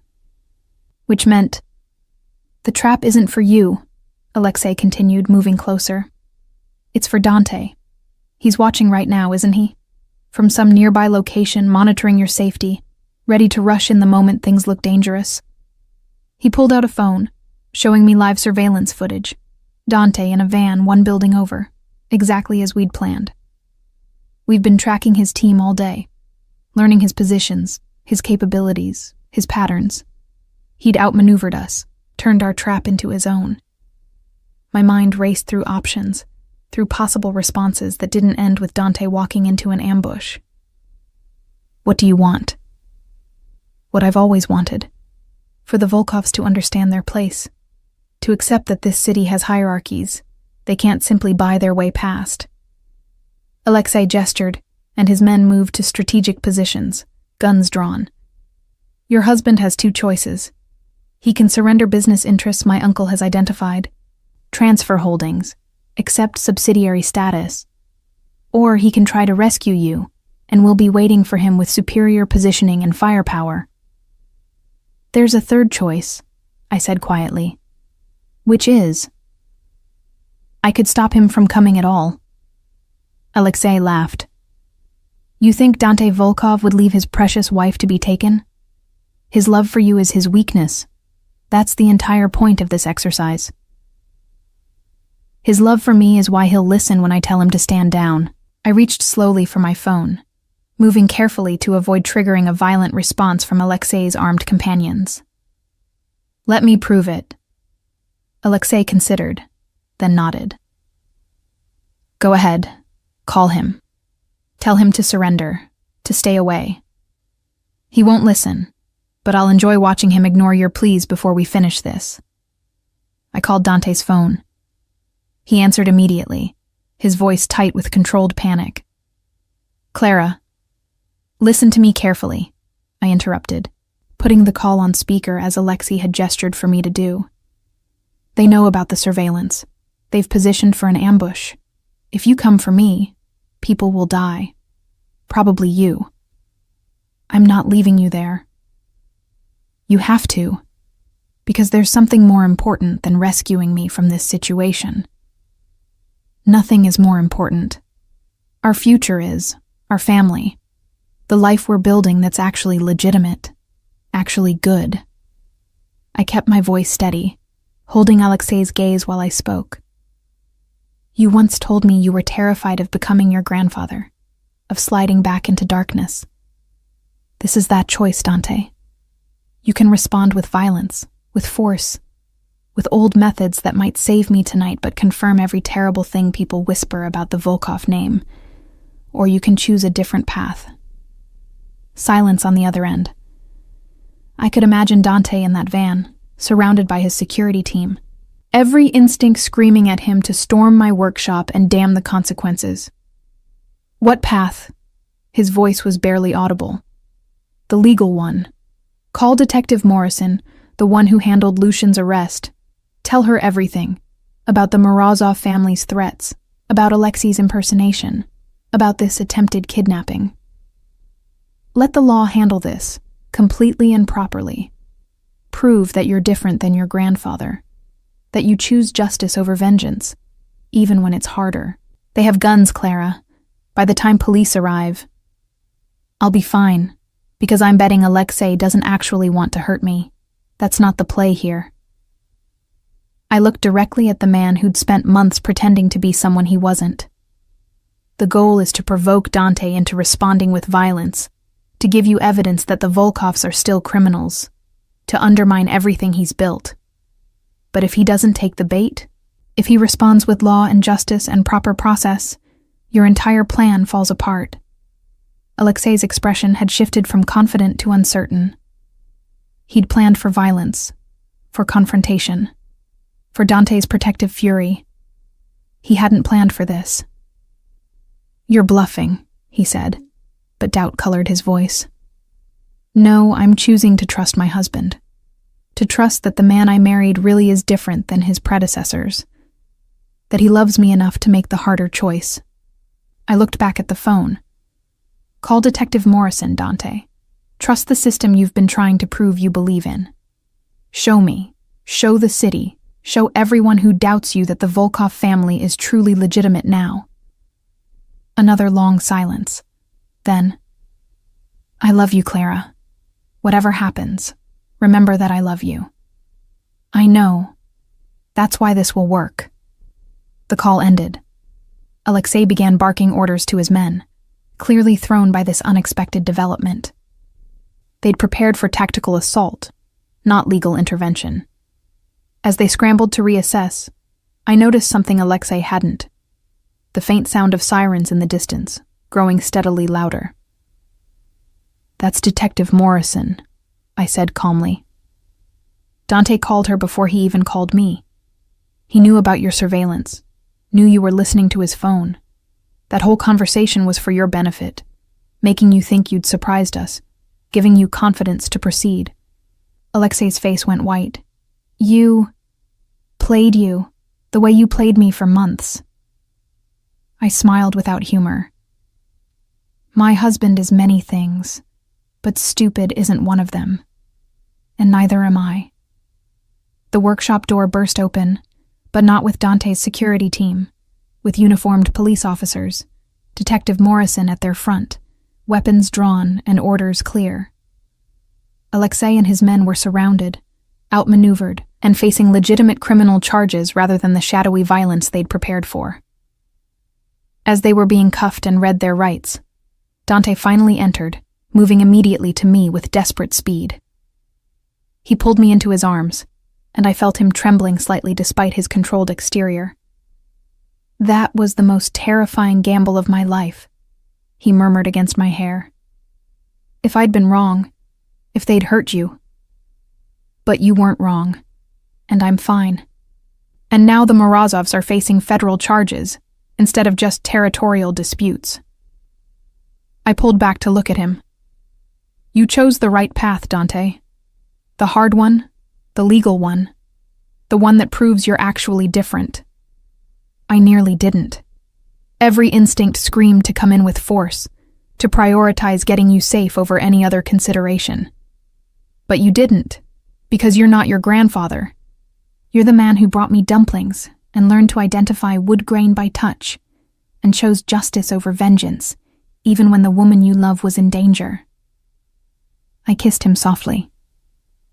I'm so proud of you. Detective Morrison approached, her expression professionally neutral but with approval evident in her eyes. "Nice work, Mrs. Volkov. That call bought us the time we needed to position properly. And you were right. They had no intention of actually harming you. The goal was provocation, not violence." "How did you know?" Dante asked. "Because Alexei spent months learning everything about me, my schedule, my habits, my work. If he'd wanted me dead, he had dozens of opportunities when I was genuinely vulnerable. This was theater, designed to force your hand." I looked at the man being led away in handcuffs, his elaborate plan demolished by the simple choice to trust the law. He forgot that sometimes the most powerful response is patience rather than force. Over the next weeks, as Alexei and his accomplices faced prosecution for kidnapping, conspiracy, fraud, and various other charges, the story spread through New York's business community. Dante Volkov, heir to a complicated legacy, had chosen legal process over violent retribution when his wife was threatened, had trusted justice over the old ways his family was known for. It changed something. Not overnight, not completely, but perceptibly. Business rivals who'd been wary began negotiating in good faith. Banks that had hesitated extended more favorable terms. The whispers about the Volkov family shifted from dangerous criminals in expensive suits to formerly problematic family, genuinely reforming. And I discovered I was pregnant, nearly 12 weeks along, which meant conception had happened shortly after Dante's proposal to renew our vows. We'd been so focused on the Morozov threat that I'd missed the early signs, attributing exhaustion and nausea to stress, rather than the tiny life-taking root. "A baby," Dante whispered, his hand resting gently over my still flat stomach as we lay in bed the night after confirming the pregnancy. "We're having a baby. Are you happy about it?" Terrified and happy in equal measure. His dark eyes found mine. "I want to be a good father, Clara. Better than mine was. More present, more engaged with who they actually are, rather than who I need them to be for business succession." "You'll be wonderful. You've proven you can choose the hard right path over the easy wrong one. That's the most important thing a father can teach." Our vow renewal took place 6 months later, on a mild spring afternoon in the same workshop where I'd first sheltered from the approaching storm of a contract marriage. My grandmother's tools lined the walls, my instruments in various states of completion served as decorations, and the air smelled of wood and possibility. This time, we wrote our own vows. Dante went first, his voice steady despite the emotion evident in his eyes. "Clara, you've taught me that transformation is possible, that someone can grow beyond their inherited shadows if they're brave enough to try. You saw me at my most humiliated and offered kindness instead of judgment. You married me for practical reasons and stayed because we built something real. You loved me enough to risk your life trusting I'd make the right choice. I promise to spend the rest of my life earning that trust, protecting our family, and choosing justice over vengeance every single day." My turn. I looked at this man who'd gone from stranger to contract husband to genuine partner, whose child I carried, whose hand I would hold through whatever challenges ahead. "Dante, when I accepted your proposal, I thought I was saving my workshop. I didn't realize I was saving myself. From loneliness, from the belief that practical decisions and real love were mutually exclusive, from the idea that I had to choose between my art and my life. You've supported my work while giving me a home. You've been honest about your darkness while choosing to walk in light. You've proven that some things really are worth the cost, including taking a chance on a stranger with kind eyes and a wounded heart. I promise to stand beside you, to trust your choices, to build beauty together in all its forms." Adrian, serving as our witness again, was suspiciously emotional. Isabel didn't even try to hide her tears. And when the officiant pronounced us married, for the second time, but for the first time by genuine choice, Dante kissed me like a man who'd found his home. The reception was small, intimate, held in the workshop surrounded by the tools and materials that had given me purpose long before Dante entered my life. We served dumplings from his favorite Chinatown restaurant alongside catered elegance, symbolizing the blend of worlds we'd created together. "Speech," Adrian called, champagne glass raised. Dante stood, pulling me up beside him. "Most of you know our marriage started as a business arrangement. What you might not know is how Clara transformed that transaction into something real by simply being who she is. Honest, talented, brave enough to risk kindness with strangers, and wise enough to see through betrayal when it mattered most. She's taught me that legitimacy isn't just about legal documents and proper audits. It's about choosing integrity every day, especially when it costs you." He turned to me, his eyes holding mine with intensity that still made my breath catch after 18 months together. "Thank you for taking a chance on a man testing his date, for seeing past his grandfather's shadows, for believing he could choose to be different, for giving him a home, a purpose, and a family worth protecting through justice rather than violence." I raised my own glass, emotion thick in my throat. "Thank you for proving that practical decisions can lead to impractical emotions. That sometimes the right choice is trusting the man you married, even when every instinct screams to do otherwise. And thank you for teaching me that some things really are worth the cost, like creating beauty in a workshop that almost died, like building a life with someone who started as a stranger and became essential." 3 months later, our daughter was born, Isabella Clara Volkov, named for the friend who'd first suggested we were more than our contract specified. She had her father's dark eyes and serious expression, my delicate hands that would someday perhaps shape wood into music. Dante held her with reverent terror. This tiny life we'd created from an arrangement that had become a love story, by choosing trust over cynicism, justice over vengeance, vulnerability over armor. "What do we tell her someday?" he asked softly. "When she asks how we met, how we decided to marry." I thought about that night at Il Sogno, about tiramisu offered in kindness, about a contract signed in desperation and transformed by honesty. The truth, that we made a practical decision that became the best choice either of us ever made, that we started as strangers and became partners by choosing each other every day. That love doesn't always begin with passion. Sometimes it begins with a contract, a kindness, and the courage to trust that something real can grow from unlikely soil. "Like your instruments," Dante said, his finger gently stroking Isabella's tiny hand. "Started as raw wood, transformed through patience and skill and love into something that sings." Exactly like that. Outside my workshop window, the city continued its chaos. But in here, surrounded by tools and family, and the man I'd married twice, once for business, once for love, I'd found something more valuable than any commission could provide. I'd found home. Not in a place or a contract or even a relationship status, but in the daily choice to build something beautiful with someone brave enough to transform himself while supporting my transformation too. The wood shavings drifted slowly to the floor, each spiral a small thing on its own, but collectively forming the foundation of everything that mattered.